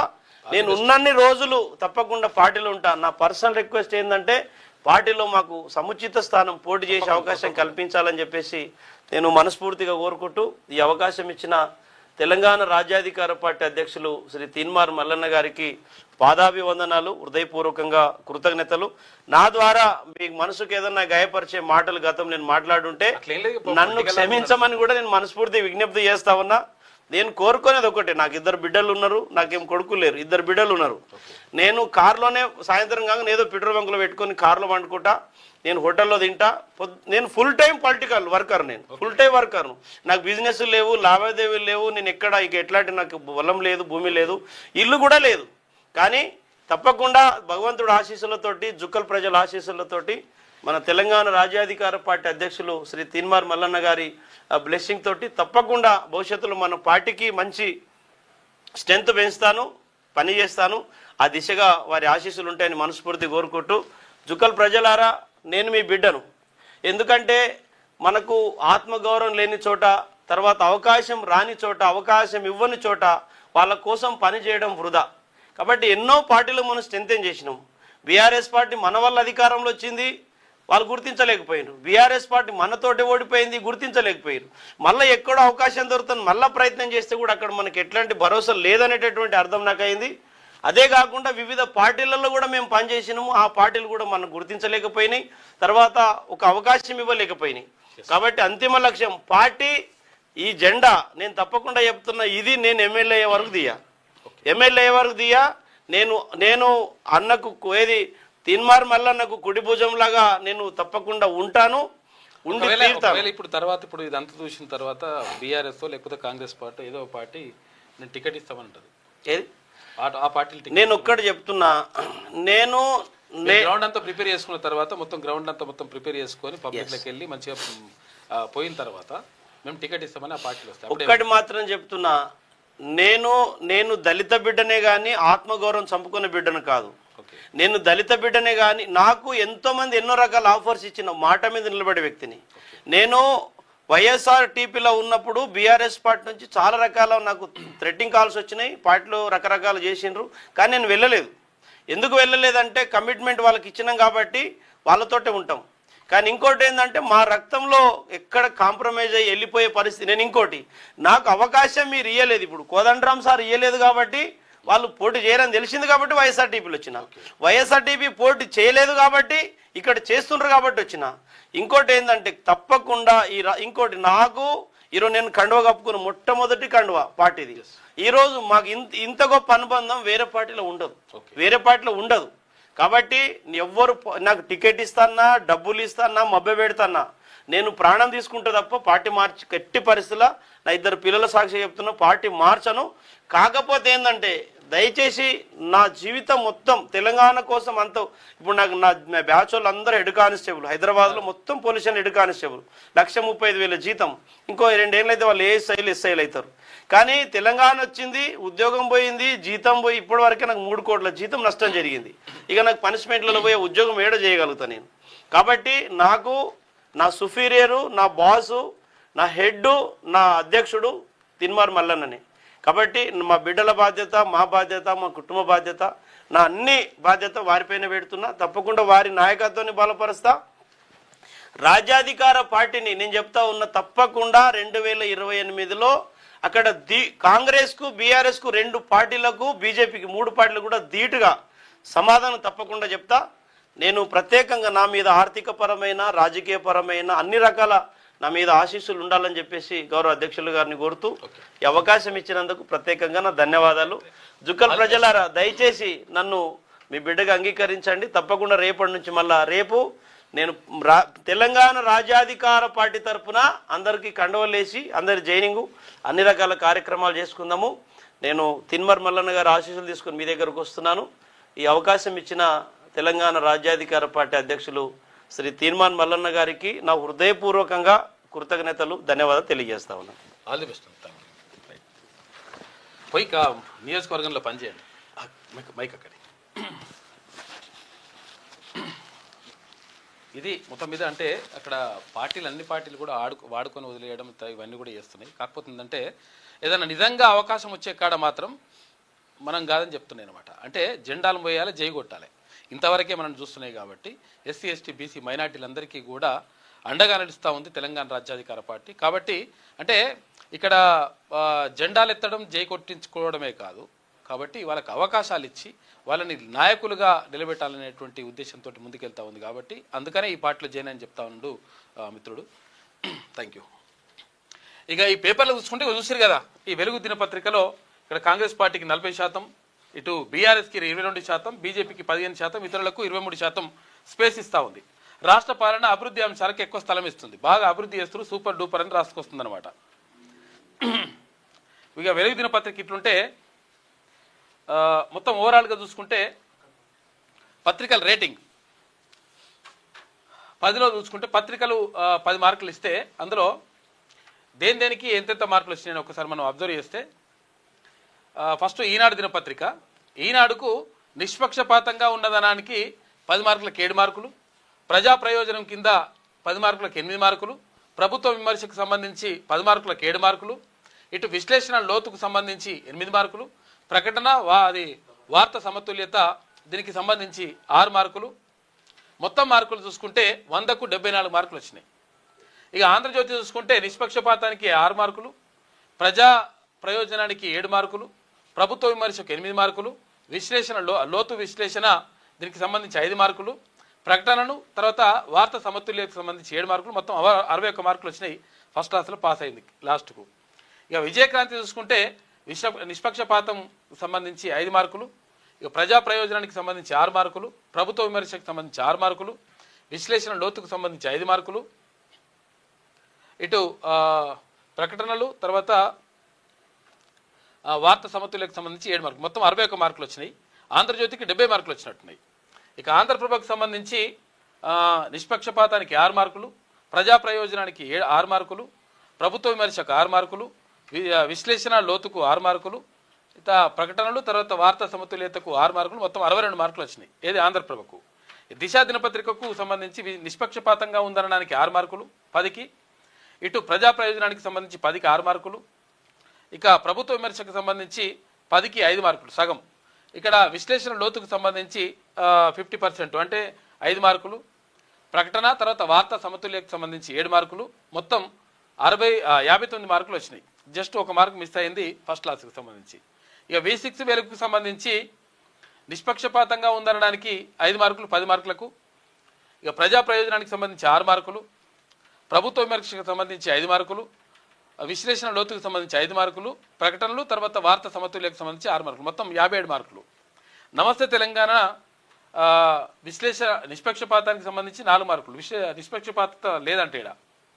ప్రజా ప్రయోజనం సగం ఉన్నది 5%, ఇటు 5 మార్కులు, ప్రభుత్వ విమర్శకు సంబంధించి 3 మార్కులు, విశ్లేషణ లోతుకు సంబంధించి 5 మార్కులు, ప్రకటన తర్వాత వార్త సమతుల్యకు సంబంధించి 7 మార్కులు, మొత్తం 48 మార్కులతోటి మొత్తం కూడా కింది స్థాయిలో ఉన్నది ఏది నమస్తే తెలంగాణ దినపత్రిక. కాబట్టి ఈ పత్రికలు ఇట్లా ఉన్నాయి. అయితే ఈ రోజుకు సంబంధించి 19/2/2026కు సంబంధించి ఏ పత్రిక ఎట్లా ఉన్నది, ప్రజలకు ఉపయోగపడుతుందా లేదా, ప్రజలకు ఏ రకంగా ఉపయోగపడుతుందా లేకపోతే ఉపయోగపడదా, ఈ విషయాలు అడిగినప్పుడు ChatGPT చెప్పింది ఏం చెప్పిందంటే, ఈనాడు పత్రిక ప్రజలకు ఉపయోగమా కాదా అని చెప్పేసి అడిగితే ఎక్కువ స్థానిక ప్లస్ జాతీయ సమస్యలు లేవనెత్తుతా ఉందట. ఇక ఆంధ్రజ్యోతి చూసుకుంటే రాజకీయ అవగాహనకు ఉపయోగపడుతుందట. ఆంధ్రప్రభ సమాచారం మాత్రమే ఇస్తున్నది. విజయక్రాంతి సాధారణ పాఠకులకు సరిపడే విధంగా అన్ని రకాలుగా మంచి వార్తలు ఇస్తుందట. ఇక దిశ దినపత్రిక మోస్తారుగా ఉంది. V6 వెలుగు పత్రిక ప్రాంతీయ అంశాలు ఎక్కువగా తీసుకుంటుందట. నమస్తే తెలంగాణ ప్రభుత్వ సమాచార ప్రచారం ఎక్కువగా కనిపిస్తుంది అని చెప్పేసి ఈ పత్రికలకు సంబంధించినటువంటి సమాచారాన్ని మనం ఇక్కడ చూసుకోవచ్చు. మొత్తం మీద పత్రికల లోతు, పత్రికల కథ కమామిష్ అంతా కూడా మొత్తం క్లియర్గా చెప్తా ఉంది ChatGPT. ఇక ఇవాళకి సంబంధించి విజయక్రాంతి మధ్యస్థ రీతిలో వార్తలు ఉన్నాయంట. సంచలనాత్మక హెడ్లైన్లు కొంత కనిపించినాయి. స్పష్టమైన ఐడియాలజీ కన్నా పాపులర్ ప్రజెంటేషన్ ఎక్కువ ఉందట. ఆంధ్రప్రభనేమో సాంప్రదాయ శైలి, వార్తలు సరళంగా ఉన్నాయి, తటస్థంగా ఉండే ప్రయత్నం చేసిందట. ఇట్లా ఏ పత్రిక ఎట్లున్నది అని చెప్పేసి చెప్పుకోవడానికి ఇవన్నీ కూడా చెప్తా ఉంది ChatGPT. కాబట్టి ఎప్పటికప్పుడు ఎక్కడికక్కడ మనకు క్లియర్గా, అంటే ఈ ChatGPT వచ్చిన తర్వాత మొత్తం కూడా లెక్కలన్నీ కూడా తేల్చేస్తూ ఉంది. ఎవరి కోసం పనిచేస్తున్నారు, ఎవరి ప్రయోజనాల కోసం పనిచేస్తున్నారు, ఏం కథ అనేది చెప్తా ఉంది. కాబట్టి మనము అంటే మనుషులు చెప్తేనేమో కొంచెం పక్షపాతం ఉంటుంది, ఆపాతం ఉంటుంది అట్లా అని అనుకుంటారు. కానీ ఈ ChatGPTకి అవన్నీ ఏముండయి, ఉన్నది ఉన్నట్టుగా మాట్లాడుతుంది. ఏం రాస్తే గదే మాట్లాడుతుంది. తర్వాత దాన్ని పూర్తిగా విశ్లేషిస్తుంది. నిలబడి ఫోటో పెట్టినరా, కూర్చొని ఫోటో పెట్టినరా, ఏ ఫోటో పెట్టినరా, దాని ఉద్దేశం ఏంది, దాని వెనుక కథ ఏంది, అన్ని విషయాలు చెప్పుకొచ్చేస్తుంది ChatGPT. ఇక వార్తల్లోకి వెళ్దాం. అగో ఇక్కడ మొత్తం పేపర్ డౌన్లోడ్ అవుతుందా. ముందుగా వెలుగు దినపత్రిక చూద్దాం. ఇక AI సదస్సు నడుస్తూ ఉంటే ఇక్కడ వాళ్ళు యూనివర్సిటీ వాళ్ళు ఆగమనం చేసిరట. దానికి సంబంధించిన వార్త ప్రధాన వార్తగా తీసుకున్నట్టుంది. ఫస్ట్ వెలుగు దినపత్రిక. చైనా రోబో డాగంట, థర్మాకోల్ డ్రోన్. AI సమ్మిట్లో యూపీ గల్గోటియాస్ యూనివర్సిటీ నిర్వాహకం అంట. చైనా ఓన్కి సంబంధించి ఇది తీసుకొచ్చిందట. ఈ లంగ కథలేందో, ఇది ఏంద్రా బాబు, ఇది ఏంది కథ ఏంది అసలు యాక్చువల్గా. చైనా రోబో డాగ్ ఏంది, థర్మాకోల్ డ్రోన్ ఏంది, వీటిని నువ్వు ప్రదర్శనలు పెట్టడం ఏంది అని చెప్పేసి ఇట్లా పెట్టిందట. అంటే వాళ్ళ గురించి గొప్ప చెప్తూ, అరే ఇదేంద్రా బాబు అని చెప్పేసి అడిగితే, అయ్యో పొరపాటు జరిగింది మాకు అట్లా తెలియదంట. తెలియకుండా పీకనికి పెట్టినారు. సోషల్ మీడియాలో వీడియో వైరల్ అయింది, కేంద్రం సీరియస్ అయింది. తప్పుదో పట్టించే ప్రదర్శనలు సహించబోమని హెచ్చరించింది కేంద్ర ప్రభుత్వం. ఇక వర్సిటీ స్టాల్ ఖాళీ చేయించారు అధికారులు. క్షమాపణ చెప్పిన వర్సిటీ యాజమాన్యం తమ ప్రతినిధి అవగాహన లేక తప్పుడు సమాచారం ఇచ్చారని వివరణ ఇచ్చిందట. ప్లానింగ్ లేదు, అస్తవ్యస్తంగా AI సమ్మిట్ అని చెప్పేసి రాహుల్ గాంధీ ఆరోపిస్తున్నాడు. ఇక ఎట్లున్నదో చూడరు. ఇక సిటీలా మీకు పర్మిషన్ కావాలన్నా ఏది కావాలన్నా కానీ మొత్తం మీద ఆమ్యామ్యాలు ఉంటేనే లెక్క, లేకపోతే లేదు. తర్వాత ఎవరి వాటా వాళ్ళకి వెళ్ళిపోవాలి. ఇక్కడ ఎవరి వాటాలు వాళ్ళకి వెళ్ళిపోవాలి. క్లియర్గా ఇక్కడ వెలుగు దినపత్రిక మంచిగా రాసింది అలా ఒక కథనం. పర్మిషన్ కావాలంటే పర్సంటేజ్ ముట్టాలే, వెంచర్ వేయాలన్నా బిల్డింగ్లు కట్టాలన్నా లక్షల్లో లంచాలు ఇవ్వాల్సిందే. అధికారుల నుంచి ప్రజాప్రతినిధుల దాకా, ఇక్కడ ఎవరు ప్రజాప్రతినిధులు కూడా లీడర్లు కూడా దాకా తప్పని చదివింపులు. పంచాయతీల దగ్గర నుంచి టౌన్లు కార్పొరేషన్ల దాకా ఇదే తీరు. GHMC ఉమ్మడి రంగారెడ్డి జిల్లాలోనైతే కోట్ల రూపాయల్లో మామూలు వసూలు చేస్తున్నట. కోట్ల రూపాయలు. ఇప్పుడు ఈ భూమి కొని తర్వాత ఇది కట్టుకున్నాడు, దీనికంటే ఎక్కువ వీళ్ళకు పైసలు కట్టుడవుతుంది ఎక్కువ. లేకపోతే వాళ్ళు పర్మిషన్ లేదు, తర్వాత ఇది లేదు అది లేదు, రకరకాలుగా వంకలు పెట్టి అవి అడ్డుకునే ప్రయత్నం చేస్తారు. దీంతో ఇదంతా తలనొప్పేంద్ర నాయన అని చెప్పేసి ఎవరి వాటా ఎవరికి ఇవ్వాల్సిందో వాళ్ళకి ఇస్తున్నట. ఆమె అమ్మలు చదివిచ్చేస్తున్నారు. ఇక GHMC ఉమ్మడి రంగారెడ్డి జిల్లాలోనైతే కోట్ల రూపాయల్లో మామూలు. అనుమతుల నుంచి అమ్మకాల వరకు కొనసాగుతున్న దోపిడీ. రాష్ట్ర వ్యాప్తంగా భూముల విక్రయాలు కొనుగోళ్లపై ఎఫెక్ట్ పడుతుందంట. అడ్డుకోకపోతే రియల్ ఎస్టేట్ రంగం మరింత కుదేలయ్యే అవకాశం ఉంటుంది. కాబట్టి పర్మిషన్ కావాలంటే పైసలు కావాలంటారట. చూసుకోయిగా రాష్ట్రంలో ఎక్కడైనా ఓ వెంచర్ వేయాలన్నా, ఓ అపార్ట్మెంట్ కట్టాలన్నా రియల్టర్లు బిల్డర్లకు చుక్కలు చూపిస్తున్నారు. అయితే రియల్టర్లు బిల్డర్లకు ఇద్దరికి వాళ్ళ చుక్కలు చూపిస్తున్నారట. పంచాయతీ కార్యదర్శి మొదలుకొని మున్సిపల్ కమిషనర్లు, జిల్లా స్థాయి అధికారుల వరకు, స్థానిక కార్పొరేషన్లు, సర్పంచులు మొదలుకొని ఎమ్మెల్యేలు, చివరికి మంత్రుల అనుచరుల వరకు ఎవరికి ముట్టాల్సిన పర్సెంటేజీలు వారికి ముడితే తప్ప పర్మిషన్లకు చేతికి రావడం లేదు. వాస్తవం ఇది. ఏమైనా పర్సెంటేజ్ వానికి వెళ్ళిపోతా ఉంది లెక్క. పని చేసి పెట్టంటే ఉట్టి ఎందుకు చేసి పెడతాడు? ఆ పర్సెంటేజ్ ఉంటేనే లెక్క. అట్లా నడుస్తుంది. ఇప్పుడు బిల్లులు రావాలంటే ప్రభుత్వం నుంచి కాంట్రాక్టర్లు పని చేసినటువంటి కాంట్రాక్టర్లు బిల్లులు రావాలంటే గ్యారంటీగా పర్సెంటేజ్ 15%, 20%, 25%. ఇగో ఇట్లా. మరి 20-25% మీకే కడితే మరి ఇక్కడ ఉన్నటువంటి పని ఏం చేయాలి? తర్వాత వాళ్ళకేం మిగిలాలి? వాళ్ళ పరిస్థితి ఏంది?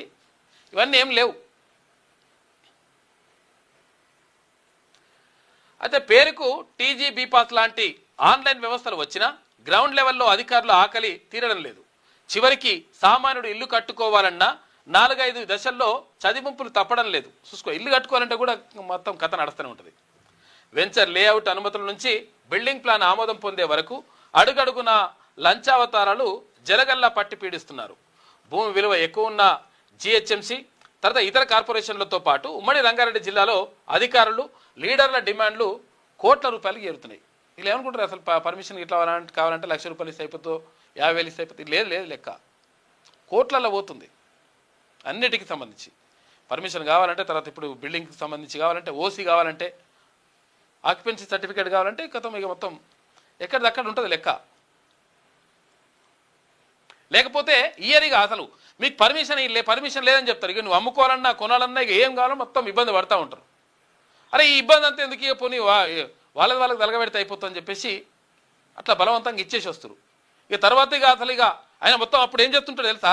అంటే ఒకవేళ పైసలు ఇయ్యలేదనుకో, ఒకవేళ లంచాలు ఇయ్యలేదనుకో, ఇవ్వకపోతే ఏమంటారంటే ఇది మొత్తం ఇదంతా కూడా డిబేట్ అయిపోయింది, ఇది చాలా ప్రాబ్లం ఉన్నది, ఇది 10% కంటే ఎక్కువ ఉన్నది, 20% కంటే ఎక్కువ ఉన్నది, కాబట్టి ఇది ఎట్టి పరిస్థితిలో కాదు. పైసలు ఇచ్చినండు, పైసలు ఇస్తే 50%, 50% అట్లేం లేదు, అయిపోతుంది కథం. అంటే ఇటువంటి కథలు నడుస్తూ ఉంటాయి. కాబట్టి దీని మీద మొత్తం ఇప్పుడు వెలుగు దినపత్రికని రాసింది. అంతో ఎంతో ఇప్పుడు అధికార పార్టీకి తర్వాత ప్రభుత్వానికి అనుకూలంగా రాసేటువంటి వెలుగు దినపత్రికనే క్లియర్గా రాసేసింది. వాస్తవం ఇది. గ్రౌండ్ లెవెల్లో అధికారుల ఆకలి తీరడం లేదు. చివరికి సామాన్యుడు ఇల్లు కట్టుకోవాలన్నా 4-5 దశల్లో చదివింపులు తప్పడం లేదు. వెంచర్ లేఅవుట్ అనుమతుల నుంచి బిల్డింగ్ ప్లాన్ ఆమోదం పొందే వరకు అడుగడుగున లంచావతారులు జలగల్లా పట్టి పీడిస్తున్నారు.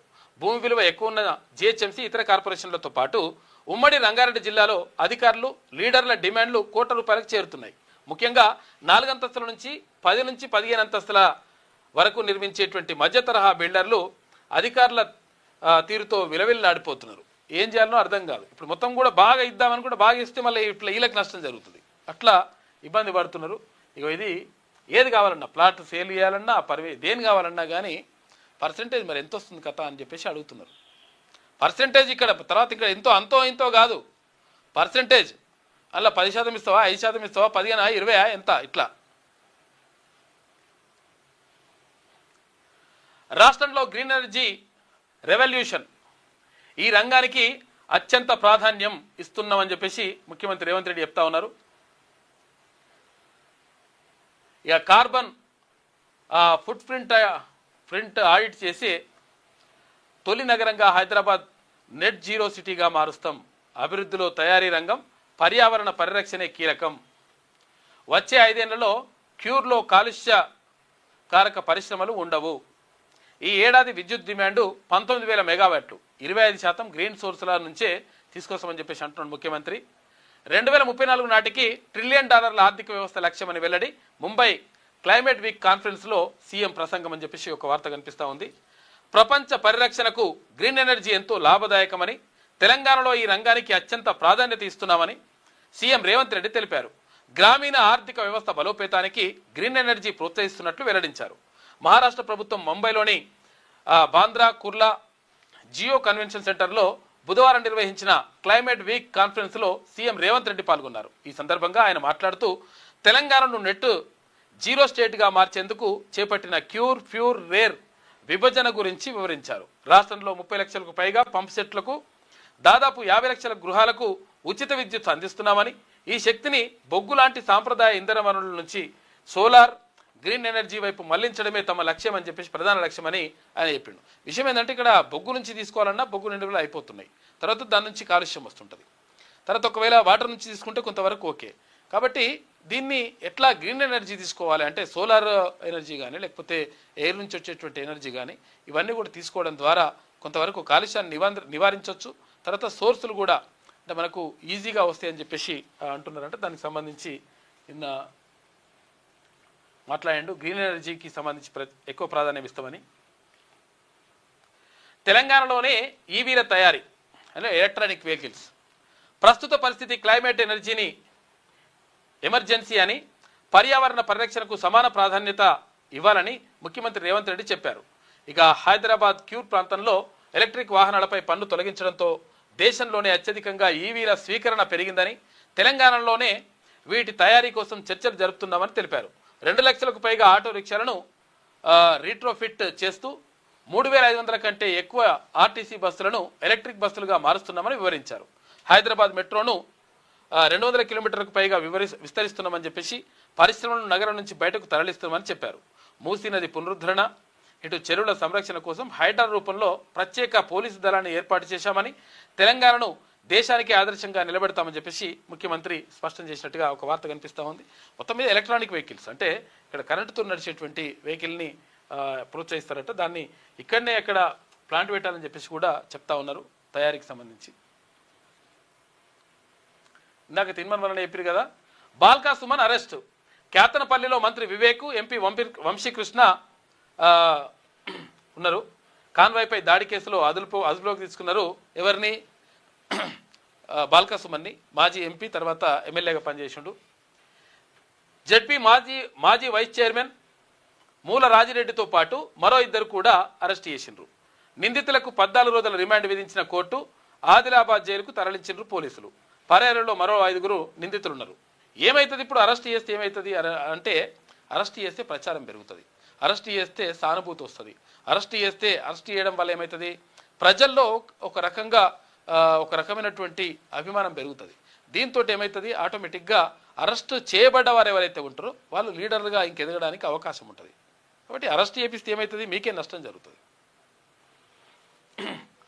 మంచిర్యాల జిల్లా కేతనపల్లిలో మంత్రి వివేక్, పెద్దపల్లి ఎంపీ గడ్డం వంశీకృష్ణ కాన్వాయ్పై రాళ్ల దాడి కేసులో చెన్నూరు మాజీ ఎమ్మెల్యే బాల్కా సుమన్ను పోలీసులు బుధవారం అరెస్టు చేశారు. ఆయనతో పాటు జడ్పీ మాజీ వైస్ చైర్మన్ మూల రాజిరెడ్డి, చెన్నూరుకు చెందిన దోమకొండ అనిల్, రామకృష్ణాపూర్కు చెందినటువంటి రాగిడి లక్ష్మీకాంత్ను కూడా అదుపులోకి తీసుకున్నారు. వారిని Mancherial principal junior civil judge ఎదుట హాజరుపరచగా మార్చి 3 వరకు అంటే 14 రోజుల పాటు రిమాండ్ విధించారు. ఈ మేరకు సుమన్తో పాటు మిగతా 3 పోలీసులు బందోబస్తు మధ్య ఆదిలాబాద్ జిల్లా జైలుకు తరలించారు. అయితే నిన్న బాల్కా సుమన్ని అరెస్ట్ చేసినటువంటి బాల్కా సుమన్తో పాటు మిగతా కొంతమందిని అరెస్ట్ చేసింది కదా, దానికి సంబంధించినటువంటి విజువల్స్ మనం ఒకసారి చూసుకుంటే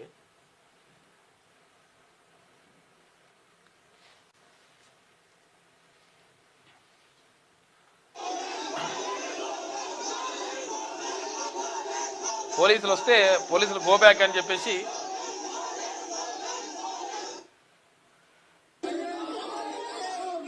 బాల్కా సుమన్ని అరెస్ట్ చేసి తీసుకొని పోతున్నారు పోలీసులు.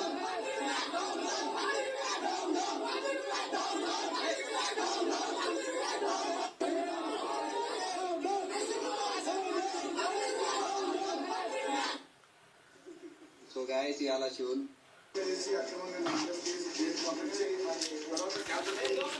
చేసుకోవాలని చూస్తా ఉన్నాడు కాబట్టి అక్రమంగా నన్ను అరెస్ట్ చేసి జైలు పంపించి తర్వాత క్యాబినెట్ మున్సిపాలిటీ ఎన్నిక చేసుకోవాలని చూస్తా ఉన్నాడు కాబట్టి చర్య అక్రమమైన చర్య కేవలం కాంగ్రెస్ వాళ్ళే రానేసి పోలీసు లాఠీ చార్జ్ చేసి అక్రమమైన కేసు పెట్టి మమ్మల్ని జైలుకు పంపించాలని చూస్తా ఉన్నాడు. మమ్మల్ని జైలుకు పంపించి క్యాబినెట్ మున్సిపాలిటీ ఎన్నిక చేసుకోవాలని చూస్తా ఉన్నాడు. అవకాశం ఉన్నప్పుడు కూడా అరెస్ట్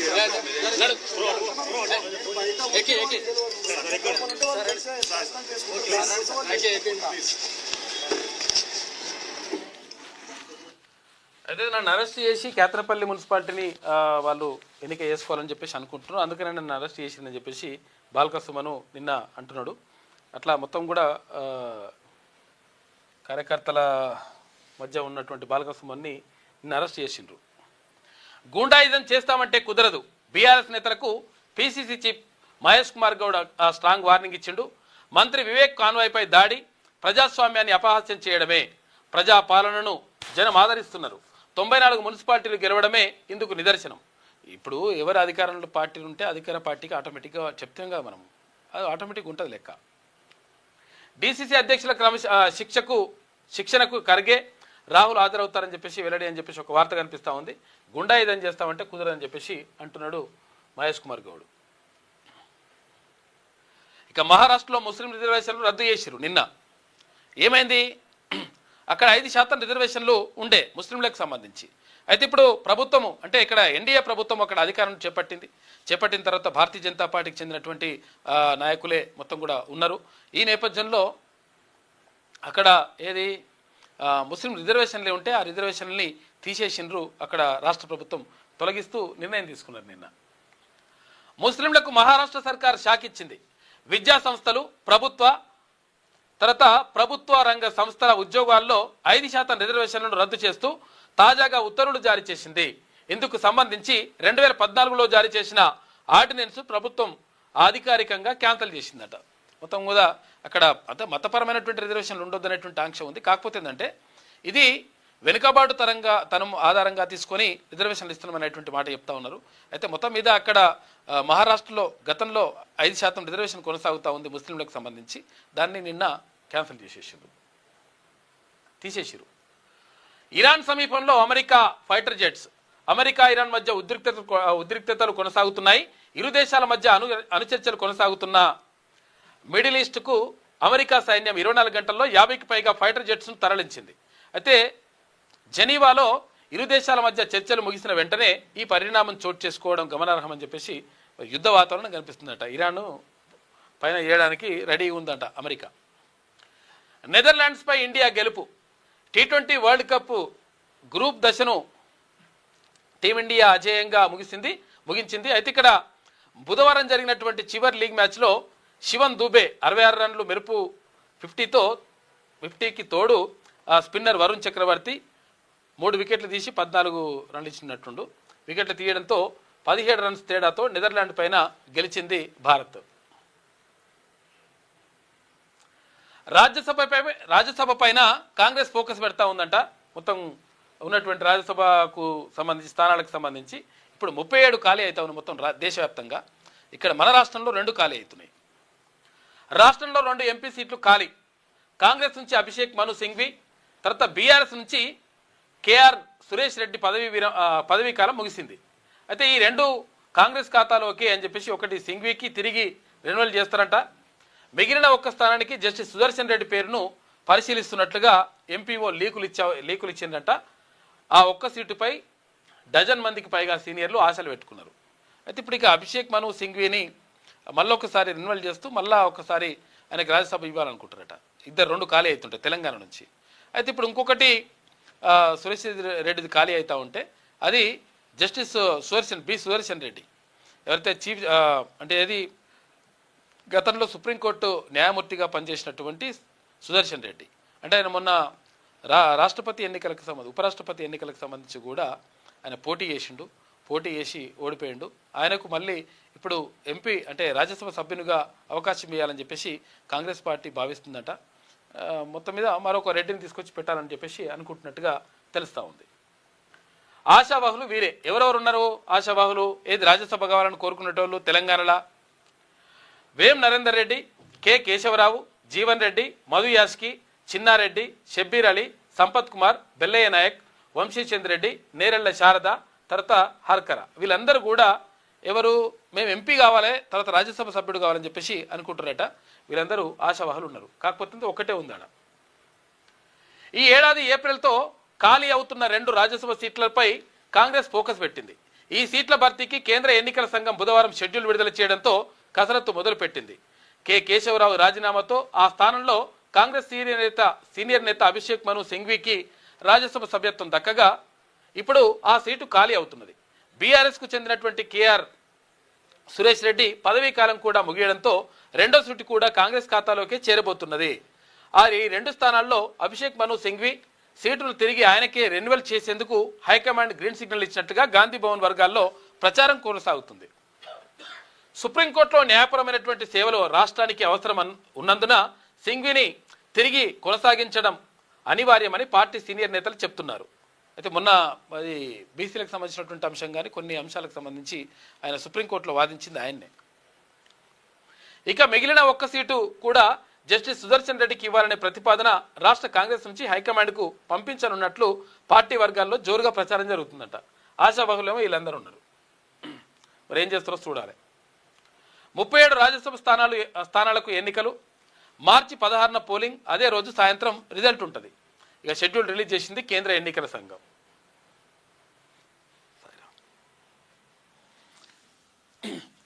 ఇక్కడ ధరణి పోర్టల్పై కోడ్ ఆడిట్ అట.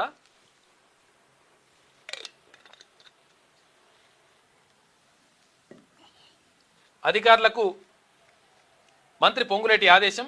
అక్రమార్కులపై కఠిన చర్యలు తీసుకుంటాం. అనుమానాస్పదంగా ఉన్న భూముల లాగిన్స్ డిలీట్ చేశారని వెల్లడి.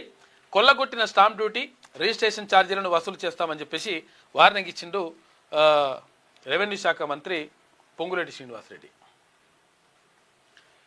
కేసు పెట్టి లైఫ్ నాశనం చేసిందని మహిళను నరికి చంపిండట మాజీ భర్త.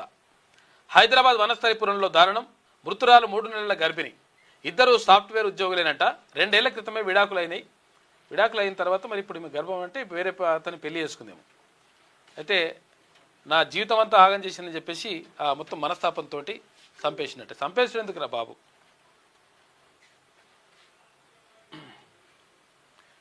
ఇక ఇండియా ఏఐకు గూగుల్ భరోసా.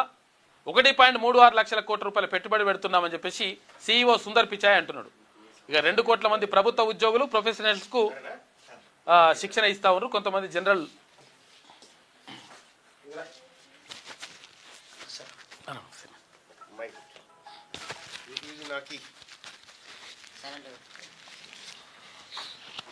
సమస్యలు ఏమున్నాయి చెప్పండి అన్న.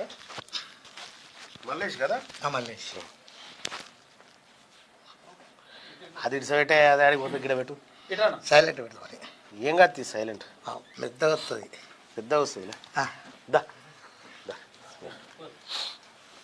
దా నమస్తే. దా ఇట్రా.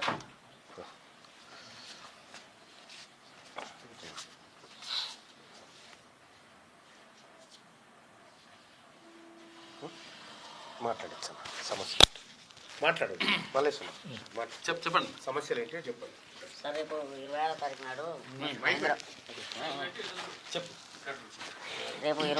నాడు జరిగే రవీంద్ర భారతిలో తెలంగాణ 33 జిల్లాల నుంచి మా సమస్యలపైన ఆత్మీయ సమ్మేళనం, మన గెలిచినటువంటి వాళ్ళకి సన్మాన కార్యక్రమం ఉంటుంది. మాకు ఉన్నటువంటి సమస్యలు ఇంట్లో ఒక సర్పంచ్ మరుగుజ్జు అమ్మాయి సర్పంచ్గా గెలిచింది. తనకు అంటే కాంగ్రెస్ ప్రభుత్వం టీఆర్ఎస్ బీజేపీ బలపరిచిన అభ్యర్థి మీద ఈమె ఇండిపెండెంట్ అభ్యర్థి ఇండిపెండెంట్గా మళ్ళీ 12 వార్డులకు ఇండిపెండెంట్ అభ్యర్థి మీద తను అధిక మెజార్టీ 1000-1500 ఓట్ల మెజార్టీతో ఇండిపెండెంట్ అభ్యర్థిగా గెలిచి ఆమెకు సన్మానకరం. మా దాంట్లో కూడా ఒక రాజకీయంలో ముందంజలో ఉండాలనే కాన్సెప్ట్ తోటి ఒక కార్యక్రమాన్ని 25 సంవత్సరాల రజతోత్సవ కార్యక్రమాన్ని మేము రవీంద్ర భారతిలో 26వ తారీఖు నాడు, ఈ నెల 26వ తారీఖు నాడు మీటింగ్ పెడుతున్నాం అన్న. మధ్యాహ్నం టైం 26వ తారీఖు నాడు రవీంద్ర భారతిలో 1 గంట నుంచి 5 గంటల దాకా. అయితే దానికి మెయిన్ ప్రధానంగా 33 జిల్లాల నుండి మరుగుజ్జులు సదరన్ సర్టిఫికేట్ ఉన్నా లేకున్నా, పెన్షన్ వచ్చినా రాకున్నా అందరూ అధిక సంఖ్యలో వచ్చి పాల్గొని ఈ సభను విజయవంతం చేయాలని మేము కోరుకుంటున్నాం.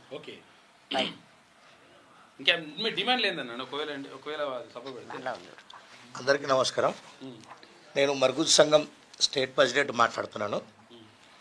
నేను ఇప్పుడు గత 25 సంవత్సరాల నుంచి పోరాడుతూనే చేస్తూనే ఉన్నాం. అప్పట్లో వైఎస్ రాజశేఖర రెడ్డి ఉన్నప్పుడు కూడా చేసినప్పుడు వైఎస్ రాజశేఖర రెడ్డి గారు అసెంబ్లీలో మోకాళ్ళ ముంగట కూర్చొని మా దగ్గర వినతి పత్రం తీసుకుని ఉండే.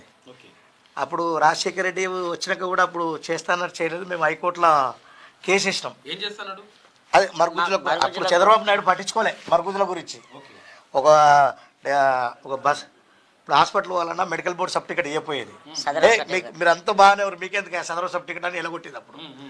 సరే అని ఎంత తిరిగినాం, చాలా తిరిగినాం. దివ్యాంగుల సర్టిఫికెట్ ఇవ్వాలి. అప్పుడు ఇవ్వపోయేది చంద్రబాబు నాయుడు ఉన్నప్పుడు. అప్పుడు రాజశేఖర రెడ్డి ఉన్నప్పుడు మేము సార్ దగ్గర పోయి కలిసినాం. కలిస్తే సార్ అప్పుడు సిఎల్పికి ఉండే సార్. అప్పుడు సార్ ఏమన్నారు, మల్లేష్ మా గవర్నమెంట్ వస్తే మేము కంపల్సరీ చేస్తాము అని హామీ ఇచ్చారు. హామీ ఇచ్చినాక అట్లా హామీ ఇచ్చినట్టే వాళ్ళ కాంగ్రెస్ గవర్నమెంట్ వచ్చింది. మళ్ళీ సార్ దగ్గర పోయాం, మేము పోయి కలిసినాం, మాట్లాడినాం. మాట్లాడితే వాళ్ళ గవర్నమెంట్ వచ్చినాక సార్ ఓకే అన్నారు, కానీ ఇక్కడ వీళ్ళు ఇస్తలేరు. మళ్ళీ మేము ఏం చేసినాం, హైకోర్టులో కేసు వేసినాం గవర్నమెంట్ మీద. హైకోర్టులో పిటిషన్ వేసి కేసు వేసినాక మేమే గెలిచాం. మరుగుజ్జులకు అప్పుడు ఉమ్మడిగా ఉన్నప్పుడు ఆంధ్ర తెలంగాణ ఉమ్మడిగా ఉన్నప్పుడు 5,000 మందికి మరుగుజ్జులకు జీవో తీసుకొచ్చారు. 5,000 మంది మరుగుజ్జులకు జీవో తీసుకొచ్చినాక అప్పుడు ఆర్టీసీ, ఇప్పుడు కాంగ్రెస్ గవర్నమెంట్ వచ్చినాక బస్ పాస్లు ఇచ్చారు, పెన్షన్లు ఇచ్చారు. అలాగే కానీ ఇప్పుడు రాష్ట్ర వ్యాప్తంగా సార్ అప్పుడు రాష్ట్ర వ్యాప్తంగా 5,000 మందికి జీవో తీసుకు. రాష్ట్రంలో 5,000 మందికి అప్పుడు ఉమ్మడి రాష్ట్రం ఉన్నప్పుడు 5,000 మందికి జీవో తీసుకొచ్చారు. ఇప్పుడు తెలంగాణలో మినిమం 5,000 చిల్లర ఉన్నారు, పై చిలుకున్నారు, పెరిగారు ఆల్రెడీ. ఒక జిల్లాకు వచ్చేసి మేము మామూలుగా నేను ఎంక్వైరీ చేస్తే సదరన్ డిపార్ట్మెంట్లో తీసుకుంటే ఒక జిల్లాకు వచ్చేసి 200-300 మంది ఉన్నారు. అంటే 33 జిల్లాల నుంచి ఎంతమంది ఉంటారు కౌంట్ చేసుకుంటే తెలుస్తాయి కదా సార్. అది ఏది సదరం ఉన్న వాళ్ళు, సర్టిఫికేట్ లేని వాళ్ళు ఉన్నారు, అసలు పెన్షన్ వచ్చిన వాళ్ళు ఉన్నారు, పెన్షన్ సర్టిఫికేట్ అంటే దివ్యాంగుల సర్టిఫికేట్ లేని వాళ్ళు కూడా ఉన్నారు. దివ్యాంగుల సర్టిఫికేట్ లేని వాళ్ళు కూడా ఉన్నారు. వాళ్ళకి చాలా ఇబ్బంది అవుతుంది. ఇప్పుడు మా మిస్సెస్ కూడా ఇట్లనే ఉంటుంది. అయినా కానీ మాకు సదరం సర్టిఫికేట్ అనౌన్స్ కావట్లేదు, ఇంకా రావట్లేదు. ఇప్పుడు అప్పుడు వైఎస్ రాజశేఖర రెడ్డి గారు మనకు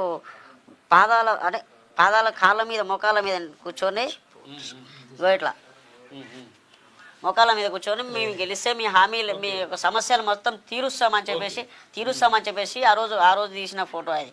ఇప్పుడు నిన్న అది లడ్డూరు లక్ష్మణ్ సార్ కూడా లడ్డూరు లక్ష్మణ్ గారు కూడా ఇన్విటేషన్ చేసినాము, వస్తా అని చెప్పారు. అలాగే ఇప్పుడు మళ్ళీ కలుస్తున్నాం. ఒకటి సార్, మాకు ఏది ఉన్నా మా మరుగుజ్జులకు విపరీతమైన సమస్యలు ఉన్నాయి. ఇండ్లు లేవు, ఉపాధి లేదు, జాబులు లేవు. ఇప్పుడు రేవంత్ రెడ్డి సార్ ఒక్కరికే ఇచ్చిరు. మరుగుజ్జు అనేటోళ్ళు ఒక్కరే ఉన్నారు ఆ తెలంగాణ రాష్ట్రంలో. ఎంతో మంది ఉన్నాం. ఇప్పుడు ఈ పాప హస్బెండ్ భార్య భర్తలు, ఈమె వాళ్ళని చూస్తే మీ అందరూ పెళ్లిలేనే. మా పిల్లలు ఎక్కడికైనా పోయి చదువుకోవాలన్నా, ఏదైనా జాబ్ చేయాలన్నా ఎవరు మమ్మల్ని ముందంజలో పెట్టుకుంటే లేరు. ప్రభుత్వం గుర్తించి మాకు ఉద్యోగం అవకాశాలు, ఉపాధి అవకాశాలు, నిధులు, నియామకాలు అంటే మాకు ఏదైతే మాకు సమస్యలు ఉన్నాయో ఆ సమస్య తీర్చాలని, గృహాలు కానీ ఏదైనా ప్రతి ఒక్కటి మా సమస్య తీర్చాలని మేము గవర్నమెంట్కు వినతి పత్రం ఇవ్వాలనుకుంటున్నాం తదుపరి కార్యక్రమంలో. సరే అలాగే సార్, మేము టీంతో ఒక 10-20 మంది పోయినాం రేవంత్ రెడ్డి సార్ని కలుద్దామని. ఆడ ఏకేకాంత్ సార్ ఎవరు ఉన్నారు, ఆయనకు బాధలు మరీ చెప్పుకున్నాం. వదులుతలేడు. 4 సార్లు పోయినాం. సార్ మా టీం అంతా వదలకండి, కనీసం ఒక 2 వదలండి సార్, మేము సార్ తోడు మాట్లాడొస్తాం అని చెప్తే ఆయన పట్టించుకుంటలేడు. అసలు నై జా బోల్తా అంటారు, అంతే పట్టించుకుంటలేడు. అదే వైఎస్ రాజశేఖర రెడ్డి ఉన్నప్పుడు మా ఇంట్లోకి వెళ్ళి సార్ ఫోన్ మాట్లాడిపోయేది, సార్ దగ్గర ఫోన్ మాట్లాడిపోయేది.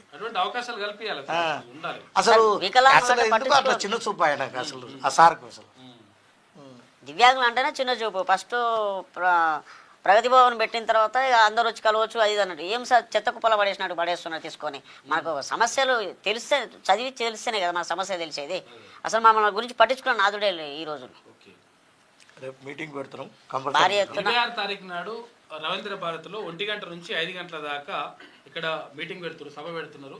సభ 25 సంవత్సరాలు పూర్తి చేసుకున్న సందర్భంగా ఒక సభ నిర్వహిస్తున్నారంట, సన్మాన కార్యక్రమం కూడా. ఎందుకంటే సర్పంచ్గా గెలుపొందిందంట రాష్ట్రంలో కొంతమంది ఆడపడుచులు, కొంతమంది గెలిచిరట. ఆ గెలిచిన వాళ్లకు సన్మాన కార్యక్రమంతో పాటు తర్వాత వాళ్ళ డిమాండ్లు వాళ్ళన్నీ కూడా చెప్పడం.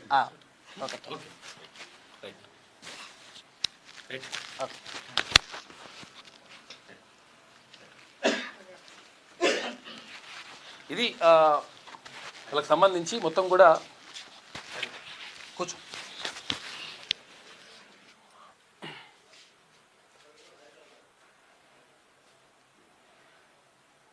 ఇగో మాది ఫైటర్ల జాతి అంటే ఇక ఫైటర్లు అని చెప్పేసి మొత్తం అన్ని ఎసురుకుంటారట, రాలేస్తారు, తర్వాత ఇవన్నీ కూడా మంటలేస్తున్నారని చెప్పేసి ఒకటి కార్టూన్ వేసిండ్రు.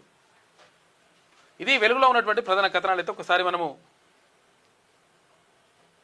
ఇది విజయక్రాంతి చూద్దాం. ఈఎస్ఐ డిస్పెన్సరీలా కనిపించడం లేదు అని చెప్పేసి చెప్తా ఉన్నారు. డిస్పెన్సరీలు కనిపిస్తలేవట ఏడా. లబ్ధిదారులకు దూరంగా ఇష్టారాజ్యంగా తరలిస్తున్న సర్కార్, ప్రభుత్వ భవనాలు కమ్యూనిటీ హాళ్లను అద్దెకు ఇస్తూ ఉత్తర్వులు. ఇక జిహెచ్ఎంసీ పరిధిలో మొత్తం 29 డిస్పెన్సరీలు మార్చుతూ ఆదేశాలు చేసిరట. ఇటు ఖైరతాబాద్ డిస్పెన్సరీ కింగ్ కోటికి, అమీర్పేట డిస్పెన్సరీ కోటిలోని బడీ చౌకీకి, తర్వాత కొన్ని చోట్ల భవనాలను గుర్తించేందుకు ఆంక్షలు, తర్వాత రేఖాంశాలే దిక్కు అని చెప్పేసి ఒక వార్త కనిపిస్తూ ఉంది. డిస్పెన్సరీలకు సంబంధించి కార్మిక రాజ్య బీమా చికిత్సాలయము, ఈఎస్ఐ డిస్పెన్సరీ అని చెప్పేసి మొత్తం కూడా కనిపిస్తలేవాట. ఇవన్నీ కూడా తీసేస్తున్నారు. తర్వాత ఆగమాగం ఉన్నది కథ అని చెప్పేసి ఒక కథనం వేసింది విజయక్రాంతి దినపత్రిక. ఈఎస్ఐ అంటే మొదటి నుంచి రాష్ట్ర ప్రభుత్వానికి చిన్న చూపే. ఎందుకంటే అది చిన్న చిన్న ఉద్యోగులకు సంబంధించి చేయాలి కదా. కొద్ది కాలంగా జరుగుతున్న పరిణామాల నేపథ్యంలో తాజాగా వీళ్ళకి ఈఎస్ఐల పాపం వాళ్ళకి జీతాలు కూడా వస్తలేవాట. అవుట్ సోర్సింగ్ కాంట్రాక్ట్ ఉంటారు కదా, వాళ్ళకు 9 నెలల నుంచి 8 నెలలు 9 నెలల నుంచి జీతాలు రాక వాళ్ళు పాపం బాధపడుతున్నారు. కొద్ది కాలంగా జరుగుతున్న పరిణామాల నేపథ్యంలో తాజాగా రాష్ట్ర ప్రభుత్వం జిహెచ్ఎంసీ పరిధిలోని ఎంప్లాయీస్ స్టేట్స్ ఇన్సూరెన్స్ డిస్పెన్సరీలను ప్రభుత్వ భవనాల్లోకి మార్చుతూ తీసుకున్న నిర్ణయం లబ్ధిదారుల్లో తీవ్ర ఆందోళన, ఉద్యోగుల్లో తీవ్ర ఆవేదనను కలిగిస్తుంది. లబ్ధిదారులను డిస్పెన్సరీలను కనుగొనలేని ప్రాంతాలకు తరలించడానికి ఉత్తర్వులు జారీ చేయడంపై సర్వత్రా అసంతృప్తి వ్యక్తమవుతోంది. అసలు ఏడుంటాయో కూడా తెలియదట, అటువంటి దగ్గరికి పంపిస్తున్నారని చెప్పేసి ఒక వార్త కనిపిస్తూ ఉంది. స్థలం మార్చేందుకు నిర్ణయం తీసుకున్నట. వాస్తవానికి ఈఎస్ఐ ప్రారంభంలో కేంద్ర ప్రభుత్వంలోని కేంద్ర కార్మిక శాఖనే నేరుగా డిస్పెన్సరీలను నడిపించేది. రాష్ట్ర వ్యాప్తంగా ఉన్న సుమారు 70కి పైగా డిస్పెన్సరీలు అద్దెలు కూడా చెల్లించేది. అయితే ఈఎస్ఐ బాధ్యతల నుంచి మెల్లగా తప్పుకునే నెపంతో కేంద్రం ఇటు రాష్ట్ర ప్రభుత్వానికి సంవత్సరానికి 500 కోట్ల రూపాయల నిధులు మంజూరు చేసేది. ఇందులో నుంచి డిస్పెన్సరీలు అద్దెలు, తర్వాత ఉద్యోగుల జీతభత్యాలు, మందులు, ఇతర సామాగ్రి కొనుగోలుకు ఈ నిధులను రాష్ట్ర ప్రభుత్వం ఉపయోగించేది. ఆపై కేంద్రం తమ నిధుల్లో కోత పెట్టింది. ఏటా 250 కోట్లే ఇచ్చిందట. 500 కోట్లు ఇచ్చేది 250 కోట్లు ఇచ్చిందట. ఇప్పుడు ఆగమాగం అయిపోతుంది అని చెప్పేసి ఒక వార్త వేసింది విజయక్రాంతి దినపత్రిక. 300 మంది విద్యార్థులకు హాల్ టికెట్లు జారీ చేయాలి. ఇంటర్ బోర్డు కార్యాలయాన్ని ముట్టడించిన ఏబీవీపీ. చూసుకోయిగా. ఎందుకంటే కొంతమంది ఇప్పుడు ఈ ఫీజుల పేరుతోటి రకరకాల ఇబ్బందులు పెడతా ఉన్నాయి కాలేజీలు, వాళ్ళకు హాల్ టికెట్లు లేక. తర్వాత ఇంకొకటి ఏంటంటే ఒక్కొక్కటి 2-3 సెంటర్లు ఇప్పుడు నడిపించుకుంటాడు. ఇప్పుడు నారాయణ శ్రీచిత్తన్ ఉన్నాయి అనుకో, ఉంటే ఈడో సెంటర్ ఉంటుంది, ఆడో సెంటర్ ఉంటుంది, ఆడో సెంటర్ ఉంటుంది. వానికి ఉన్న పర్మిషన్ ఒకటే సెంటర్కి ఉంటుంది. ఇట్లా మొత్తం కూడా ఆగమాగం అయిపోతూ ఉంది. దాంతో పిల్లలు ఇబ్బంది పడుతున్నారు. విద్యా ఆరోగ్యానికి పెద్దపీట, యుద్ధ ప్రాతిపదికన హాస్టల్ భవనాల మరమ్మతులు, దేశంలోనే మోడల్గా అంబేద్కర్ నాలెడ్జ్ సెంటర్లు, 1,00,000 కోట్లకు పైగా నిధులతో రహదారుల నిర్మాణం, ఫ్రీ బడ్జెట్ సమావేశాల్లో డిప్యూటీ సీఎం భట్టి విక్రమార్క పంట మార్పిడికి అవకాశాలు పరిశీలించాలని చెప్పేసి మంత్రి ఉత్తమ్ అన్నాడంట. నాంపల్లి కరీంనగర్ కోర్టులకు బాంబు బెదిరింపు. 12 చోట్ల ఆర్డీఎక్స్ పెట్టామని అగంతకులు ఈమెయిల్ చేసిరట. బయటకు పరుగులు తీసినారు జడ్జీలు, న్యాయవాదులు, సిబ్బంది. బెదిరింపు మెయిల్లు వెనుక తమిళనాడు లింక్ ఉందట. సంచలనం రేపుతున్న ఈమెయిల్ అంశాలని చెప్పేసి ఒక వార్త కనిపిస్తూ ఉంది. ఏదిగా నాంపల్లి క్రిమినల్ కోర్టు ఉందిగా, నాంపల్లి క్రిమినల్ కోర్టుకు, తర్వాత కరీంనగర్ కోర్టుకు, ఈ 2 కోర్టుల బాంబులు పెట్టాం. 12 చోట్ల పెట్టామని చెప్పిరట. చెప్తే పాపం జడ్జీలు కూడా పరిగెత్తుకుంటూ వెళ్ళిపోయారు. జడ్జీలు, న్యాయవాదులు అందరూ కూడా ఉరుక్కుంటూ వెళ్ళిపోయారట, మొత్తం బయటకు వెళ్ళిపోయారట. ఏమైనా బాంబు వేయగలని 12 చోట్ల పెట్టారని చెప్పిరట ఈ లంగలు. క్యాతనపల్లి కథన రంగం, తీవ్ర ఉద్రిక్తతల మధ్య మాజీ ఎమ్మెల్యే బాల్కసుమన్ అరెస్ట్. బాల్కసుమన్తో సహా 4గురికి 14 రోజుల జ్యుడిషియల్ రిమాండ్ విధించినట. భారీ బందోబస్తు మధ్య ఆదిలాబాద్ జిల్లా జైలుకు తరలించిండ్రు బాల్కసుమన్ని. ఇక గ్రీన్ ఎనర్జీతోనే విప్లవం, నెట్ జీరో స్టేట్గా తెలంగాణ, అందుకే క్యూర్ ఫ్యూర్ రేర్గా రాష్ట్రం విభజన, పట్టణాభివృద్ధిలో తెలంగాణను ఆదర్శంగా నిలుపుదాం. ముంబై క్లైమేట్ వీక్లో ముఖ్యమంత్రి రేవంత్ రెడ్డి నిన్న మాట్లాడిండు. ఇక్కడ కేతనపల్లికి సంబంధించి దళిత నాయకుడిని అరెస్టు అక్రమం అని చెప్పేసి బీఆర్ఎస్ వర్కింగ్ ప్రెసిడెంట్ కేటీఆర్ అంటున్నాడు. సుమత్ దౌర్జన్యం కనిపించడం లేదా అని చెప్పేసి మంత్రి వివేక్ వెంకటస్వామి. ఖానాపూర్లో కారు కమలం దోస్తీ. చూసినా, కారు కమలం దోస్తీ చేస్తాయి, చెయ్యి దోస్తీ చేస్తుంది, అన్ని దోస్తీ చేస్తాయి. వాళ్ళు దోస్తీ చేసుకుంటారు. కాకపోతే ఏంటంటే మనం దోస్తీ చేసుకోవద్దు. బీసీఎస్ చేసినాడే లేదు మా పార్టీ నేను అంగీ ఎంపుకుంటా అంటాడు. పార్టీ నేను పుట్టినప్పటి నుంచి అదే పార్టీ, మా అయ్య అదే పార్టీ, ఇటువంటి మాటలు మాట్లాడుతుంటారు. వాళ్ళు మాత్రం నిమిషాలలో మారిపోతుంటారు. ఇబ్రహీంపట్నం చైర్మన్ ఎన్నికల ఎన్నికకు లైన్ క్లియర్ అయినట్టుగా ఒక వార్త కనిపిస్తా ఉంది. ఇక రాజ్యసభ ఖాళీలకు షెడ్యూల్ విడుదల. దేశవ్యాప్తంగా 37 ఖాళీలు ఉన్నాయి రాజ్యసభ స్థానాలు, ఎంపీలు. ఇక్కడ సింఘ్వి సురేష్ రెడ్డి పదవీ కాలం ముగిసింది తెలంగాణకు సంబంధించి. ఇక్కడ ఈ రెండు కాంగ్రెస్కే వస్తాయి. ఎందుకంటే ఇక్కడ సురేష్ రెడ్డి బీఆర్ఎస్లో ఉన్నప్పటికీ ఇప్పుడు కాంగ్రెస్ పార్టీకే వస్తాయి. ఎందుకంటే ఇప్పుడు మెజారిటీ స్థానాలు ఇక్కడ కాంగ్రెస్ పార్టీకి ఉన్నాయి కాబట్టి ఆటోమేటిక్గా కాంగ్రెస్కి దక్కుతుంది. ఆ తర్వాత అభిషేక్ మను సింఘ్వి ఆయన న్యాయవాదిగా ఉన్నాడు. తర్వాత ఇక్కడ కాంగ్రెస్ పార్టీకి సంబంధించినటువంటి కేసులన్నీ కూడా ఆయన్నే వాదిస్తూ ఉన్నాడు. ప్రభుత్వం తరఫున మొన్న మన రాష్ట్ర ప్రభుత్వం తరఫున కూడా ఆయన్నే వాదించండు. కాబట్టి మళ్ళీ ఆయనకు రెన్యువల్ చేసే యోచనలో ఉందంట ప్రభుత్వం కానీ ఇక్కడ కాంగ్రెస్ పార్టీ కానీ. తర్వాత ఇక్కడ ఇంకొకటి ఖాళీగా ఉంటే ఆ సురేష్ రెడ్డిది ఒకవేళ ఖాళీ అయితే దాన్ని ఎవరు పెట్టాలనే దానిపైన చర్చ జరుగుతుందట. ప్రజా సమస్యలపై పోరు. వచ్చే అన్ని ఎన్నికలపై బీజేపీ ఫోకస్. రాష్ట్ర నాయకత్వానికి బీజేపీ నేత బిఎల్ సంతోష్ దిశానిర్దేశం చేసిండు. మున్సిపల్ ఎన్నికల్లో కాంగ్రెస్ బీఆర్ఎస్తో బీజేపీ పొత్తు పెట్టుకోవడంపై ఆగ్రహం వ్యక్తం చేసిండు. చూసుకో, ఇక కాంగ్రెస్తో దోస్తి బీజేపీ, తర్వాత ఇక్కడ బీఆర్ఎస్తో దోస్తి. అరే శత్రువులతో దోస్తి ఎట్లా చేస్తారు? మీ కథ ఏంది అసలు? మీది ఎంత ఏం జరుగుతుంది ఇక్కడ అని చెప్పేసి అక్కడ బిఎల్ సంతోష్ ఆగ్రహం వ్యక్తం చేసిండట. ఏది నాయన ఇదేంది పరిస్థితి ఏంది? వాళ్ళ మా పార్టీని బలోపేతం చేస్తాం, పీకేస్తాం, ఏకేస్తాం అంటే మరి నిజంగా బలోపేతం చేస్తూ ఇట్లా చేస్తారు మీరు అని చెప్పేసి అడిగిండట ఆయన. కేంద్ర మంత్రి బండి సంజయ్కి అభినందనలు చెప్పిండు. ఇక దానంపై స్పీకర్ తీర్పు రిజర్వ్ పెట్టినట. ఇవాళ ఎమ్మెల్యే కడియం విచారణ అని చెప్పేసి ఒక వార్త కనిపిస్తూ ఉంది. ఇక్కడ ఇద్దరికి సంబంధించి 10 మంది జంపు జలాని ఎమ్మెల్యేలుంటే ఆ జంపు జలాని ఎమ్మెల్యేలకు సంబంధించి 8 మంది మంచోళ్లే, వాళ్ళు పార్టీ మారలేదు, వాళ్ళు బీఆర్ఎస్ పార్టీలో ఉన్నారని చెప్పేసి తీర్పునిచ్చిండ్రు గడ్డం ప్రసాద్ కుమార్ స్పీకర్. అయితే ఇప్పుడు ఇంకిద్దరు ఉన్నారు. ఆ ఇద్దరిలో దానం నాగేందర్ ఒకటి, తర్వాత ఇంకొకటి కడియం శ్రీహరి. ఎక్కడ మన స్టేషన్ గన్పూర్ నియోజకవర్గం ఎమ్మెల్యే. అయితే ఆయన కూడా ఇప్పుడు ఆయన తీర్పుకు సంబంధించి రిజర్వ్ పెట్టినట. మరి ఏంది పరిస్థితి అని చెప్పేసి చూడాలి. దానం తీర్పేమో రిజర్వ్ పెట్టిండ్రు. ఎందుకంటే దానం నాగేందర్ క్లియర్గా బీఆర్ఎస్లో గెలిచి ఎమ్మెల్యేగా ఎన్నికై ఆ తర్వాత కాంగ్రెస్ పార్టీ నుంచి సికింద్రాబాద్ నియోజకవర్గం నుంచి ఎంపీగా పోటీ చేసిండు. దీంతో క్లియర్గా ఎవిడెన్స్ ఉంది దానం నాగేందర్కి సంబంధించి. తర్వాత కడియం శ్రీహరి బీఆర్ఎస్ పార్టీ నుంచి కాంగ్రెస్ పార్టీలోకి జంప్ అయ్యిండు. అయిన తర్వాత ఆయన కూతుర్ని కడియం కావ్యని ఎంపీగా నిలబెట్టిండు అక్కడ వరంగల్ నుంచి. తర్వాత ఎంపీగా నిలబెట్టడంతో పాటు ఆమెకు మద్దతు ఇస్తూ తర్వాత ఇది ఉంటుంది కదా, సంతకాలు చేస్తారు కదా, ఆమె బలపరుస్తూ ఆ బలపరిచిన దాంట్లో ఈయన సంతకం పెట్టిండు. కాంగ్రెస్ అభ్యర్థికి నువ్వెట్లా సంతకం పెడతావు అనేది కూడా ఇప్పుడు ఆయనను ప్రశ్న అడిగేటువంటి అవకాశం ఉంటుంది. దీంతో ఆయన కూడా ఇరుకులో పడ్డాడు. కాబట్టి ఈ ఇద్దరికి సంబంధించి ఇంకా ఎటు తేల్చుకోలేనటువంటి పరిస్థితుల్లో స్పీకర్ గడ్డం ప్రసాద్ కుమార్ ఉన్నారు. కాబట్టి దానం నాగేందర్ రాజీనామా చేస్తాడా లేకపోతే నిజంగా మరి స్పీకర్ అనర్హత వేటు వేస్తాడా అనేటువంటి దానిపైన ఒక చర్చ జరుగుతూ ఉంది. తర్వాత ఇక్కడ కడియం శ్రీహరి కూడా ఇరుకున పడ్డాడు. అయితే ఆయన నేను బీఆర్ఎస్లో ఉన్నా అని చెప్పేసి అంటున్నాడు, కాంగ్రెస్ పార్టీలో తిరుగుతాడు. తర్వాత ఇక్కడ జగిత్యాల డాక్టర్ సంజయ్ ఏం చేస్తాడు? ఆయననేమో నేను బీఆర్ఎస్ పార్టీలో ఉన్నా అని చెప్పేసి కాంగ్రెస్ వాళ్ళతోటి అది పెడుతుండు, మన ప్రెస్ మీట్ పెడతాడు. కాబట్టి వీళ్ళు ఏంది అనేది విషయం పైన తేలేటువంటి అవకాశం ఉందంట. ఇంకా ఇద్దరిపై సంబంధించి $3 ట్రిలియన్ లక్ష్యానికి లైఫ్ సైన్సెస్ కీలకం. బయో ఏషియా ముగింపు వేడుకల్లో మంత్రి దుద్దిల్ల శ్రీధర్బాబు మాట్లాడాడు. ఇక ఇవాళ నుంచి అది సందు కనిపిస్తుంటారు కదా, నెలవంక. ఈ నెలవంక కనిపించిందంట నిన్న. నెలవంక కనిపించింది కాబట్టి ఇవాళ నుంచి రంజాన్ స్టార్ట్ అయింది. రంజాన్ స్టార్ట్ అయితే హలీం ఇవన్నీ కూడా కథ కార్యక్రమం ఉంటుంది. తర్వాత ముస్లింలకు ఇది ఏమంటారు పవిత్రమైనటువంటి మాసంగా చెప్పుకుంటారు రంజాన్ను. కాబట్టి రంజాన్ ఇవాళ నుంచి ప్రారంభమైంది. నెలవంక దర్శనం మసీదులకు కొత్త సొబగులు. ఇక తెలుగు రాష్ట్రాల్లో ముస్లిం ఉద్యోగుల పని వేళల్లో వెసులుబాటు కల్పిస్తున్నట.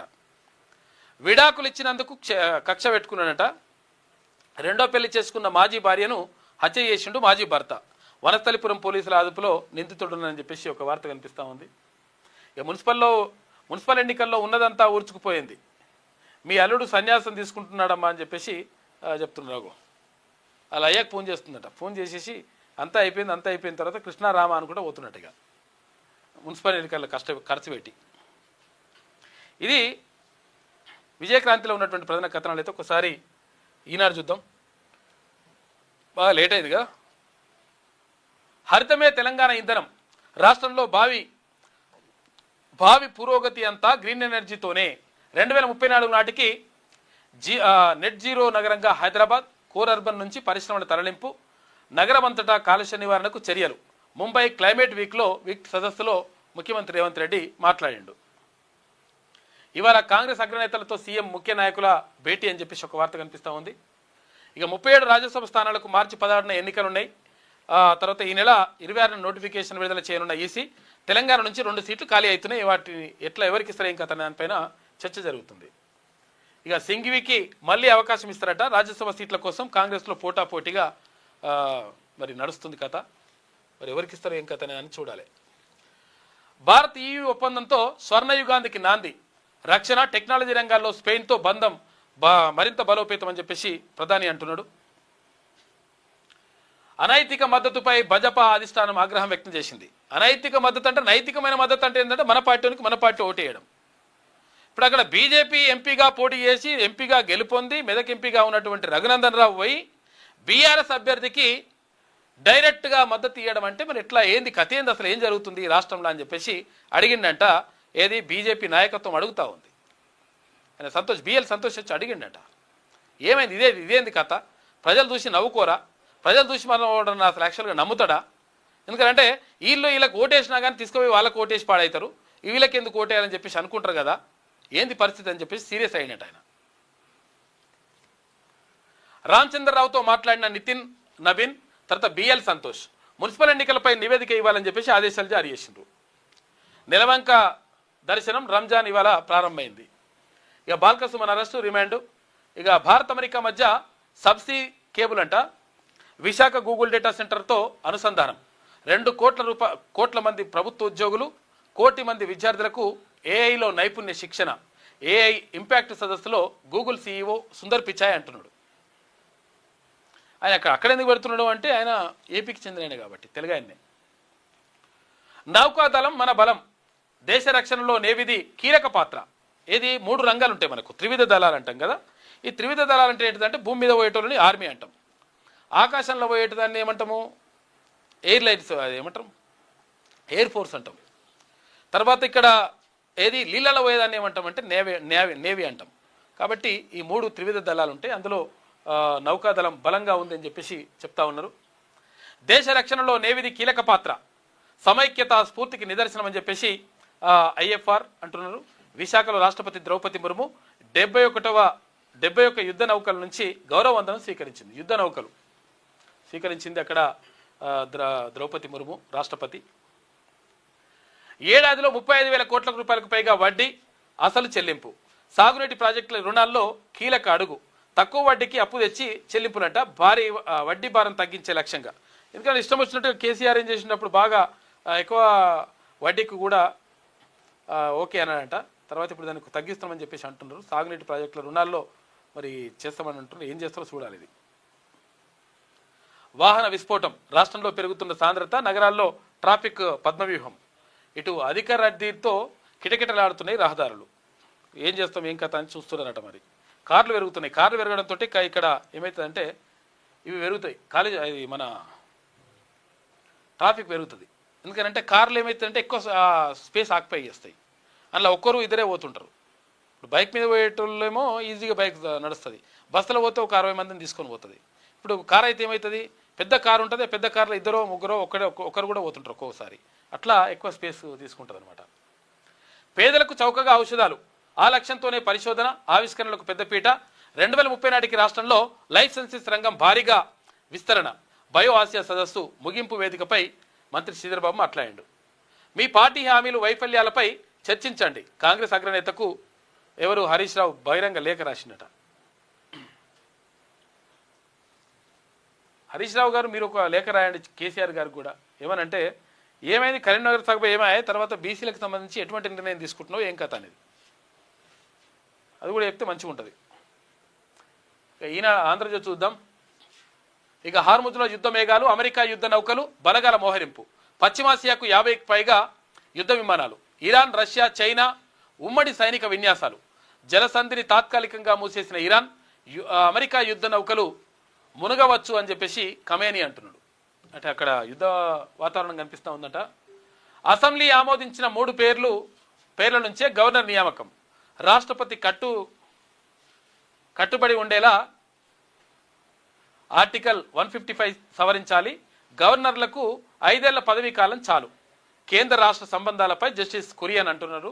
సిఫారసు చేసినట కమిటీ సిఫారసు తమిళ సర్కార్కు అందజేద్దాం. నివేదికను అసెంబ్లీ ముందు ఉంచింది సీఎం స్టాలిన్.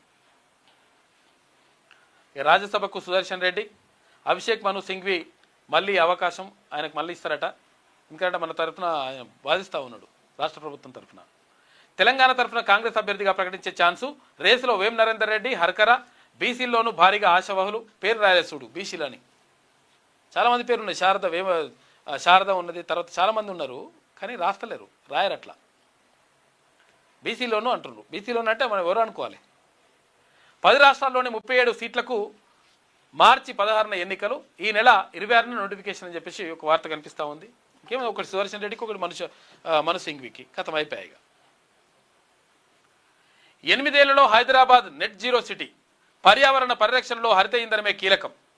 తెలంగాణను దేశానికి ఆదర్శంగా నిలుపుతాం, అదే మా ప్రభుత్వ లక్ష్యం అని చెప్పేసి ముఖ్యమంత్రి రేవంత్ రెడ్డి చెప్తా ఉన్నారు. బాల్కసుమన్ని అరెస్ట్ చేసిండ్రు. 14 రోజుల రిమాండు ఆదిలాబాద్ జైలుకి తరలించిండ్రు. కేతనపల్లి ఉద్రిక్తత, 19 మంది అరెస్టు, అప్రజాస్వామికం అని చెప్పేసి హరీష్ రావు, కేటీఆర్ అంటున్నారు. తనకు విడాకులిచ్చి 2వ పెళ్లి చేసుకుందని మాజీ భార్యను కిరాతకంగా హత్య చేసిండు సాఫ్ట్వేర్ ఇంజనీర్. విదేశాలకు వెళ్లేందుకు వీసా రాకుండా చేసిందని కక్ష పెంచుకున్నట. ఇంట్లోకి చొరబడి కత్తితో ఒడిచి ఘాతుకం. హైదరాబాద్ వనస్థలిపురంలో దారుణ ఘటన. మృతురాలు 4 నెలల గర్భిణి అట. పాపం నిందితుని 4 నెలల గర్భిణి అట. పాపం ఆమె నిందితుడిని అరెస్ట్ చేసిండ్రు పోలీసులు. దేవరకొండ మహేష్ అంట నిందితుడు. 1 కోటి ఎకరాల నిషేధిత జాబితాలోకి. జిల్లాల వారీగా ప్రభుత్వానికి అందిన నివేదికలు. 1 కోటి ఎకరాలు పెట్టినట్టు నిషేధిత జాబితాలో పెడితే ఏంటంటే దాని నుంచి తీరా అంటే పైసలు ఇయ్యరా అంటారు అన్నట్టు. తీయ అంటే పైసలు ఇయ్యి, లేకపోతే రాదు బయటకు. 2 నెలల క్రితమే అందిన పోర్టల్లో పెట్టని సర్కార్. ఇక రాజధాని చుట్టుపక్కల జిల్లాల్లోని అత్యంత ఖరీదైన భూములు ఎక్కువగా నిషేధిత జాబితాలో చేర్చిరట. వెల్లడించేందుకు తర్జన భర్జన పడుతున్న ప్రభుత్వం ప్రజల నుంచి ఎలాంటి స్పందన వస్తుందో అని చెప్పేసి ఆందోళన వ్యక్తం చేస్తుందట. చూసుకో, ఇష్టం వచ్చినట్టుగా పెట్టేసి కథం. లైఫ్ సైన్సెస్ సామాజిక బాధ్యత అని చెప్పేసి ఇక్కడ మంత్రి దుద్దిల్ల శ్రీధర్బాబు అంటున్నాడు. రఫేల్ ఫైటర్లతో భారత్ వాటా పెంచాలి. ఇక భారత్లో తయారైన విడిభాగాలు 50% వరకు వాడాలని ఫ్రాన్స్కు రక్షణ మంత్రి రాజ్నాథ్ సింగ్ విజ్ఞప్తి. ఇక్కడ భారత్ అనుసరించదు, నేతృత్వం వహిస్తుందని చెప్పేసి మొక్రాన్ అంటుండు. ఇక్కడ 114 రఫేల్ ఫైటర్ల కొనుగోలు ఒప్పందంపై ఇంకా స్పష్టత రాలేదంట. ధరణి అక్రమాలపై ఉక్కుపాదం. పోర్టల్లో లొసుగుల ఆధారంగా స్కామ్లు, చలానా కుంభకోణం, ఇక వ్యవస్థాగత లోపం, అక్రమార్కులపై కఠిన చర్యలు అని చెప్పేసి పొంగులేటి శ్రీనివాసరెడ్డి అంటుండు. కోడ్ ఆడిట్ నిర్వహించాలని చెప్పేసి అధికారులకు మంత్రి ఆదేశాలు జారీ చేసిండు. ప్రకృతి ఒడిలో ఓ రోజు. అనంతగిరి అడవుల్లో టూరిజం ప్యాకేజీ. ఇక బ్రిడ్జ్ పేరుతో ప్రారంభిస్తురట. సఫారీ, ట్రెక్కింగు, నైట్ క్యాంపులు ఉంటాయంట. పర్యాటకుల కోసం లగ్జరీ టెంట్లు, కాటేజీలు, తర్వాత బుష్ బ్రేక్ఫాస్టు, పలు రకాల వంటకాలతోటి భోజనం, క్యాంపు ఫైరు. ఒక్కొక్కరికి 5,000 నుంచి 5,000 రూపాయలంట. 4 ఉన్న కుటుంబానికి 10,100 ఛార్జీ చేస్తారట. ఏది అక్కడ మొత్తం ఇవన్నీ చేస్తారట. లగ్జరీ టెంట్లు ఉంటాయి, కాటేజీలు ఉంటాయి, బుష్ బ్రేక్ఫాస్ట్లు ఉంటాయి, రకరకాల వంటకాలు ఉంటాయి, అక్కడ ఉండొచ్చు. సఫారీ ఉంటుంది, తర్వాత ట్రెక్కింగ్ ఉంటుంది, నైట్ క్యాంప్, ఇవన్నీ ఉంటాయట. అనంతగిరి అడవులు మంచిగా ఉంటాయి. కాకపోతే అంటే కొంచెం ఇంకా వానకాలం పోతే ఇంకా బాగుంటుంది. వికారాబాద్ జిల్లాలో ఉరుకుల పరుగుల జీవితం. పట్టణాల్లోని కాంక్రీట్ జంగిల్ నుంచి కాసేపైనా బయటపడాలని ప్రకృతి ఒడిన సేద తీరాలని చాలామంది కోరుకుంటారు. హైదరాబాద్ సమీపంలో అందుకు అనువైన ప్రాంతం అనంతగిరి కొండలు. ఇలాంటి వారి కోసం తెలంగాణ అటవీ అభివృద్ధి సంస్థ అనంతగిరి అడవుల్లో ద బ్రిడ్జ్ పేరుతో కొత్త టూరిజం ప్యాకేజీని ప్రారంభించిందట.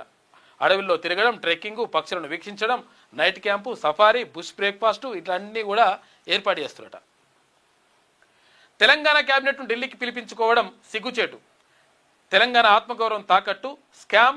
స్కామ్లు, దోపిడీ తప్ప ఇక్కడ ప్రజా సంక్షేమ పథకాలే లేవు.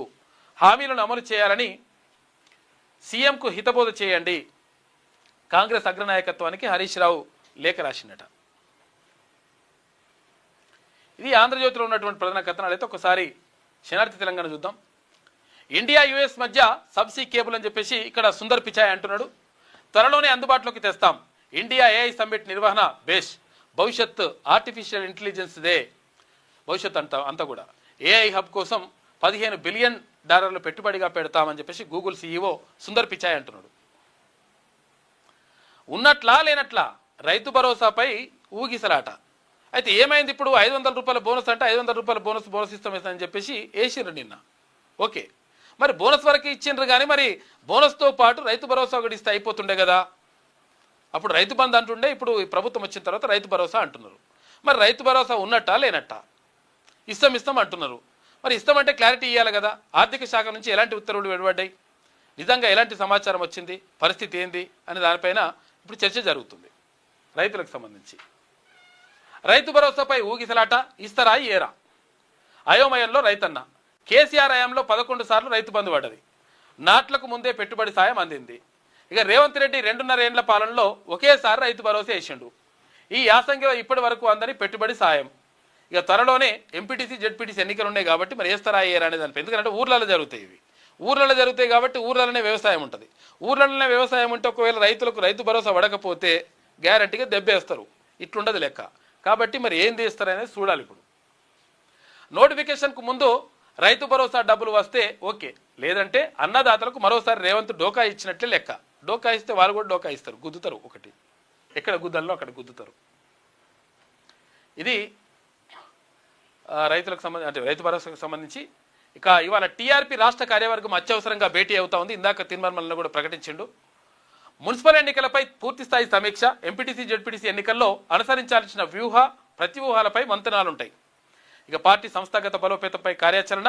ఇటు టీఆర్పీ కార్యవర్గం నేతలకు దిశానిర్దేశం చేయనున్న పార్టీ చీఫ్ ఎమ్మెల్సీ తీన్మర్మలన్న అని చెప్పేసి ఒక వార్త కనిపిస్తూ ఉంది. మొత్తం మీద మున్సిపల్ ఎన్నికల తర్వాత అయితే గతంలో మొన్న జరిగినటువంటి మున్సిపల్ ఎన్నికల్లో తీసుకున్నటువంటి నిర్ణయాలేంది, తర్వాత ఒకవేళ వైఫల్యాల కారణాలేంది, ఇప్పుడు ఒకవేళ ఎంపీటీసీ జెడ్పీటీసీ ఎన్నికల్లో పోటీ చేస్తాం కదా, చేస్తే అట్లా ఎటువంటి వ్యూహాలతో వెళ్ళాలి, ఏం కథ అనే దానిపైన ఇవాళ చర్చ చేస్తారు. మహిళలకు ఆర్టీసీ స్మార్ట్ కార్డులు ఇస్తుందంట. వచ్చే నెల నుంచి జారీ చేయనున్నట్టు ప్రభుత్వం. స్మార్ట్ కార్డులు ఇస్తారట. ఏది ఇప్పుడు ఇక ఆధార్ కార్డు తీసి చూపిస్తారు కదా, ఆధార్ కార్డు కాకుండా స్మార్ట్ కార్డు ఇస్తారేమో. ఫేక్ ఆధార్ కార్డులకు చెక్ పెట్టేందుకే ఈ నిర్ణయం అంట. స్మార్ట్ కార్డు ద్వారా టికెట్ ఇవ్వడం కూడా సులభమవుతుంది. తెలంగాణ ఆర్టీసీ ఎండీ నాగిరెడ్డి చెప్తున్నాడు. ఆధార్ కార్డు కూడా ఫేక్ తీసుకొస్తున్నట. ఆన్లైన్లో కత్తుల అమ్మకం. అగో బ్లింకిట్పై కేసు నమోదు చేసిండ్రు. హస్తిన అంటే ఢిల్లీ. 2 మర్డర్లకు బ్లింకిట్ కత్తులనే వాడిన నిందితులు. ఆయుధ చట్టాన్ని బ్లింకిట్ ఉల్లంఘించినట్లు పోలీసులు వెల్లడించారు. బ్లింకిట్ యాజమాన్యంపై కేసు నమోదు. సంస్థ స్టోర్లపై పోలీసులు రైడ్స్ చేశారు. 55కి పైగా చాకులు స్వాధీనం చేసుకుంటారు. ఈ బ్లింకిట్ అనేటువంటి సంస్థ మొత్తం కూడా ఈ చాకులు బీకులు అమ్ముతుందంట. ఏమైనా మర్డర్ చేసిన ఏమన్నా నిందితులు ఏంటో కూడా అవే ఆ కత్తులే దొరుకుతున్నాయంట. దీంతో ఇది నీ కథ ఏంద్రా బాబు, అసలు యాక్చువల్గా ఉల్లిగడ్డలకు వస్తుందికా లేకపోతే మనుషులకు వస్తుందికా, ఇది నీ కథ ఏందని చెప్పేసి అడుగుతుందట. రాజ్యసభ ఎన్నికల షెడ్యూల్ విడుదల. తెలంగాణలో 2 స్థానాలకు ఎన్నికలు జరుగుతున్నాయి. ఇక ఇందాక చెప్పుకున్నాం కదా మనము, ఫిబ్రవరి 26న రానున్న నోటిఫికేషన్. ఇటు మార్చి 5 వరకు నామినేషన్ల స్వీకరణ, మార్చి 6న స్క్రూటినీ ఉంటుంది, 9 వరకు నామినేషన్ల ఉపసంహరణకు గడువు ఉంటుంది. మొత్తం మీద ఏమున్నాయి, 2 ఉన్నాయి ఇప్పుడు ఇక్కడ. దేశవ్యాప్తంగా 37 రాజ్యసభ స్థానాలు ఖాళీగా ఉంటే తెలంగాణ రాష్ట్రంలో 2 స్థానాలు ఖాళీ అవుతున్నాయి. ఒకటి ఏది అభిషేక్ మను సింఘ్వి, తర్వాత రెండోది అక్కడ సురేష్ రెడ్డిది. సురేష్ రెడ్డి బీఆర్ఎస్లో ఉన్నాడు కానీ ఇప్పుడు కాంగ్రెస్కి అనుకూలంగా ఉంటుంది ఇప్పుడు, ఎందుకంటే కాంగ్రెస్ ప్రభుత్వం ఉన్నది కాబట్టి. తర్వాత ఇక్కడ అంటే 2 స్థానాలు కాంగ్రెస్ పార్టీకి వస్తున్నాయి. అయితే అభిషేక్ మను సింఘ్విని మళ్ళీ కొనసాగించాలనుకుంటున్నట్ట, ఎందుకంటే సుప్రీంకోర్టు న్యాయవాదిగా ఉన్నాడు ఆయన. తర్వాత ఇక్కడ ప్రభుత్వం తరఫున వాదిస్తూ ఉన్నాడు, కాంగ్రెస్ పార్టీ తరఫున వాదిస్తూ ఉన్నాడు. కాబట్టి ఆయనని అట్లనే నిలుపుకోవాలని చెప్పి చూస్తున్నారంట. మరొకసారి అవకాశం ఇచ్చే అవకాశం ఉంది. అయితే ఒకవేళ ఆయనకు అవకాశం ఇస్తే ఇంకొకటే ఖాళీగా ఉంటుంది. ఆ ఒక్కటి ఎవరికి ఇవ్వాలనే దానిపైన చర్చ జరుగుతుంటే జస్టిస్ బి సుదర్శన్ రెడ్డి గారు కాబట్టి రెడ్డి గారికి ఇచ్చేసేయాలని చెప్పేసి అనుకుంటున్నారట. మరి ఏం చేస్తారో చూడాలి. ఇక న్యాయస్థానాలకు బాంబు బెదిరింపులు. 2 తెలుగు రాష్ట్రాల్లో కలకలం రేపిన ఫోన్ కాలు మెయిల్ కూడా పెట్టిరట. మెయిల్ చేయకపోగా కీడు చేస్తుందన్నమాట. బాంబు డాగ్ స్క్వాడ్లతో పోలీసుల ముమ్మర తనిఖీలు చేసిండ్రు. ఎక్కడా లభ్యం కాని బాంబు, ఫేక్ కాల్ అని నిర్ధారించారు పోలీసులు. ఎవరు చేశారనే దానిపైన తర్వాత పాపం జడ్జీలు కూడా పరిగెత్తుకుంటూ బయటకు వెళ్ళిపోయారట. జడ్జీలు, న్యాయవాదులు, తర్వాత అక్కడ ఇప్పుడు దొంగలు కూడా ఇప్పుడు ఒకవేళ ఇప్పుడు పోలీసులు పట్టుకోతారు కదా ఏది అక్కడ జైలు నుంచి, వాళ్ళు కూడా ఉరికితే ఇంకా పరిశాన్ ఉంటుండే పాపం. అది ఇంకా నయమే. ఇంకా అట్లా జరిగిందట ఇక్కడ కరీంనగర్లో. తర్వాత ఇక్కడ నాంపల్లి క్రిమినల్ కోర్టులో బాంబు పెట్టినాం 12 దగ్గరలో పెట్టినామని చెప్పినట కొడుకులు. ఇక అది దొరకలేవు పాపం, ఇంకా నయం. ఇంకా అది అక్కడ ఎక్కడి నుంచి వచ్చినాయంటే ఇక్కడ చిత్తూరు, అదే చిత్తూరు అంటారు, ఇక్కడ తమిళనాడు నుంచి వచ్చినాయంట, వచ్చినట్టుగా చూస్తున్నారు ఆ మేళ్ళు. ఇక ఇమ్రాన్ హత్యకు కుట్ర. ఇమ్రాన్ అంటే ఎవరు? పాకిస్తాన్ మాజీ ప్రధానమంత్రి, మాజీ క్రికెట్కు మనోడు సారథ్యం కూడా వహించుండు పాకిస్తాన్కు. అయితే ఆయన మీద ఆరోపణలు ఏంటంటే ఆయనకు వచ్చిన గిఫ్ట్లు అమ్ముకున్నాడంట. ప్రధానమంత్రిగా ఉన్నప్పుడు గిఫ్ట్లు ఇస్తారు, ఆ దేశపోలు ఈ దేశపోలు వాళ్ళు ఇస్తే ఆ గిఫ్ట్లు అమ్ముకున్నాడు అనేటువంటి కేసు కింద ఆయనని ఇదివరకు అరెస్ట్ చేసిండ్రు, లోపల వేసిండ్రు. తర్వాత ఇప్పుడు హత్య చేసేందుకు కుట్ర జరుగుతుంది. అంటే అసలు చచ్చిపోయిందని కూడా వార్తలు వచ్చినాయి. ఇమ్రాన్ ఖాన్ చంపేసినన్న వార్తలు వస్తే లేదు చంపలేదని చెప్పేసి మళ్ళీ వాళ్ళ చెల్లెల నుండి అక్కలు తీసుకుపోయి జైలుకు తీసుకుపోయి చూపించారు. అరే ఉన్నాడు పర్లేదు, మా అన్న బతికే ఉండని చెప్పేసి వాళ్ళ చెల్లి వచ్చి చెప్పింది. ఇప్పుడేమో మళ్ళీ హత్య కుట్ర అని చెప్పేసి మరొక వార్త కనిపిస్తుంది. ఇక పాకిస్తాన్లో ఏమంటుంది అంటే ఇప్పుడు న్యాయం ధర్మం ఇవన్నీ కథ ఏమి ఉండదు లెక్క. ఎవడు కర్రను ఉన్నదే బర్రె అన్నట్టు, ఎవడు అధికారంలో ఉంటే వాడే, అట్లా మొత్తం చేస్తూ ఉంటారు.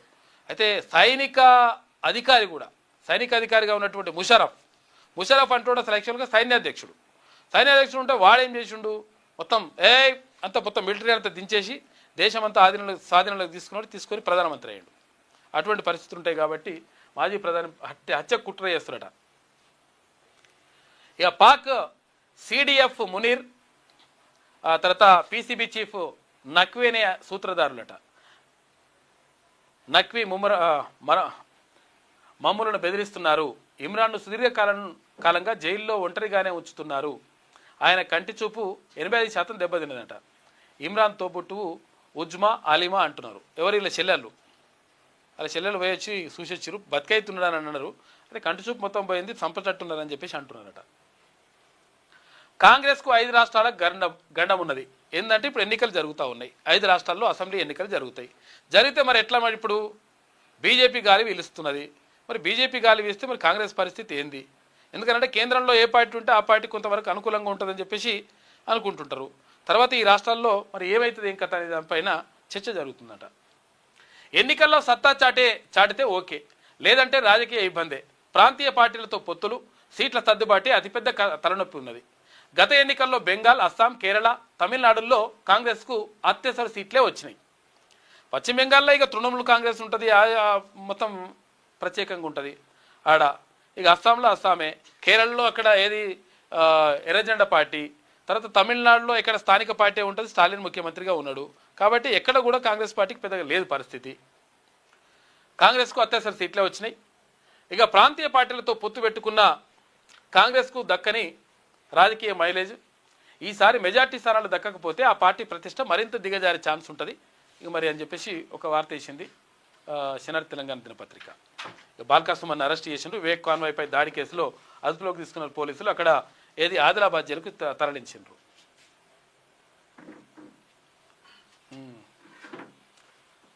ఇక వనస్థలిపురంలో కిరాతకం, మాజీ భార్యని చంపేసినట. ఇంకో ఆయనని పెళ్లి చేసుకున్న తర్వాత 4 నెలల గర్భిణి, పాపం ఆమెని చంపేసినట. వాడు ఎందుకు చంపేసినవరా అంటే, నా జీవితం ఆగం చేసినావు, నన్ను వేరే దేశాలకు పోకుండా చేసినావు, అన్ని చేసినావు అని చెప్పేసి వాడు చంపేసినట.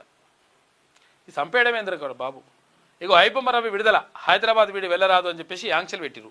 ఐబొమ్మ రవిని మొత్తం హీరో లెక్క చూస్తారు. ఐబొమ్మ రవి అట్లా క్రేజ్ ఉన్నది.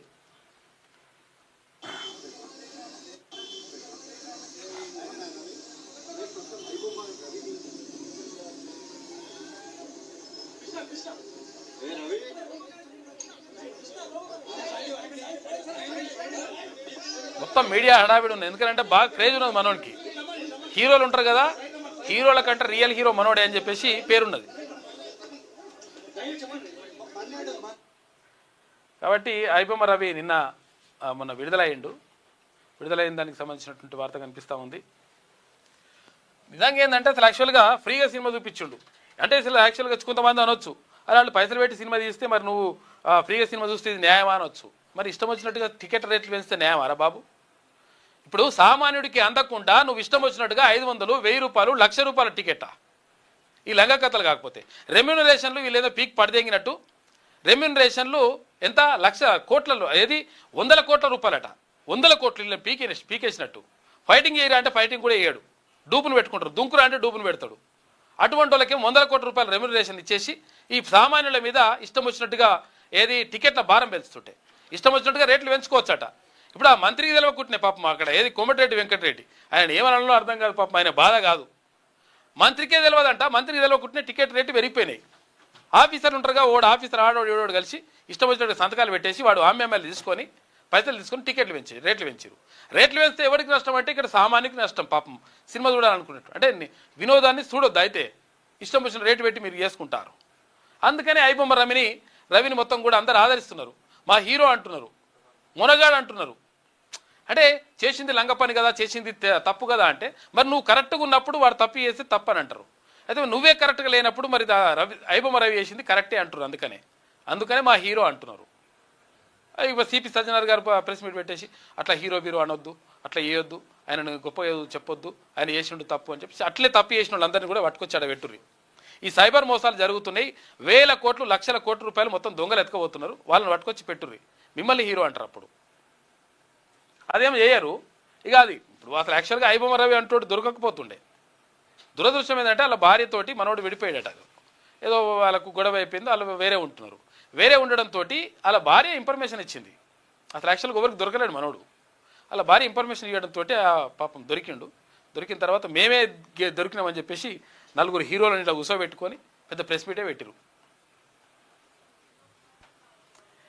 ఇది శనార్థిలో ఉన్నటువంటి ప్రధాన కథనాలు. అయితే ఏమవుతుందో ఇక్కడ ఉన్నట్టా లేనట్టా అంటే ఏమవుతుందో తెలియదు. ఈమెమంటుందో చూద్దాం. స్వదేశీ పేరుతో విదేశీ టెక్నాలజీ చౌర్యం, China robo dog, Korea drone soccer తమవిగా ప్రచారం చేసుకుంటారట. ఏఐ సదస్సు నుంచి గల్గోటియాస్ యూనివర్సిటీ గెంటివేత, ఆ యూనివర్సిటీ నుంచి వచ్చేసి పెట్టిరట ఈ లంగా కొడుకులు. ఇక బడా బిల్డింగ్లకు బఫర్ జోన్ వర్తించదా అని చెప్పేసి, పెద్ద బిల్డింగ్లకు వర్తించదు ఇది. పెద్ద పెద్ద హైరైజులు బిల్డింగ్లు ఉంటాయి కదా, వాటిని కూడా పట్టించుకోడు, అట్లేం ఉండదు లెక్క. అధికార దాహం అరాచక పర్వం, బరి తెగించిన కాంగ్రెస్, బాల్కా సుమన్ అరెస్టు. ఇక్కడ కాంగ్రెస్ మార్కు కబ్జా రాజకీయం అని చెప్పేసి ఒక వార్త, కుట్రల కాంగ్రెస్ అక్రమ కేసులు, తెలంగాణ ఆత్మరక్షణగా ఢిల్లీకి తాకట్టు అని చెప్పేసి ఒక వార్త కనిపిస్తూ ఉంది. పురుగుల అన్నం తినలేక విద్యార్థులు బాధపడుతురట. ఇట్లా మొత్తం మీద జరుగుతూ ఉంది కథ. అయితే ఇక్కడ దీంతో పాటు ఇంకేంది, 10 పరీక్షల్లో గ్యాప్ ప్రిపరేషన్ వీక్ అంట, అంటే ప్రిపరేషన్కి టైం ఇద్దామని చెప్పేసి అనుకుంటున్నారంట. దానికి సంబంధించి ఒక వార్త కనిపిస్తూ ఉంది. ఒక్కో పరీక్షకు 4-5 రోజులు టైం ఇస్తున్నారట. నష్టం కలిగిస్తుందన్న భావనతోటి విద్యాశాఖ ఎట్టకేలకు యాక్షన్ ప్లాన్ ప్రకటించిందంట. అంటే కొంతవరకు గ్యాప్ ఇస్తే వాళ్ళు కొంతవరకు చదువుకుంటారని చెప్పేసి చూస్తున్నారంట. దానికి సంబంధించి నడుస్తూ ఉంది. ఇక దానంపై అనర్హత వేటు తప్పదు అని చెప్పేసి అంటున్నారు. నిజంగా కూడా తప్పదు, ఎందుకంటే వాస్తవానికి ఏంటంటే ఆయన నిజంగా ఆ పార్టీలో చేరినట్టుగా, కాంగ్రెస్ పార్టీలోకి పోయినట్టుగా క్లియర్గా ఆధారాలు ఉన్నాయి. బీఆర్ఎస్ పార్టీ నుంచి గెలిచి ఎమ్మెల్యే గెలిచి తర్వాత ఏది కాంగ్రెస్ పార్టీ నుంచి ఎంపీగా పోటీ చేసిండు కాబట్టి ఆయన క్లియర్గా పోయినట్టుగా ఆధారాలు ఉన్నాయి కాబట్టి అది తప్పదు. అది కాబట్టి ఉప ఎన్నిక తథ్యం ఎక్కడ, ఖైరతాబాద్ నియోజకవర్గంలో.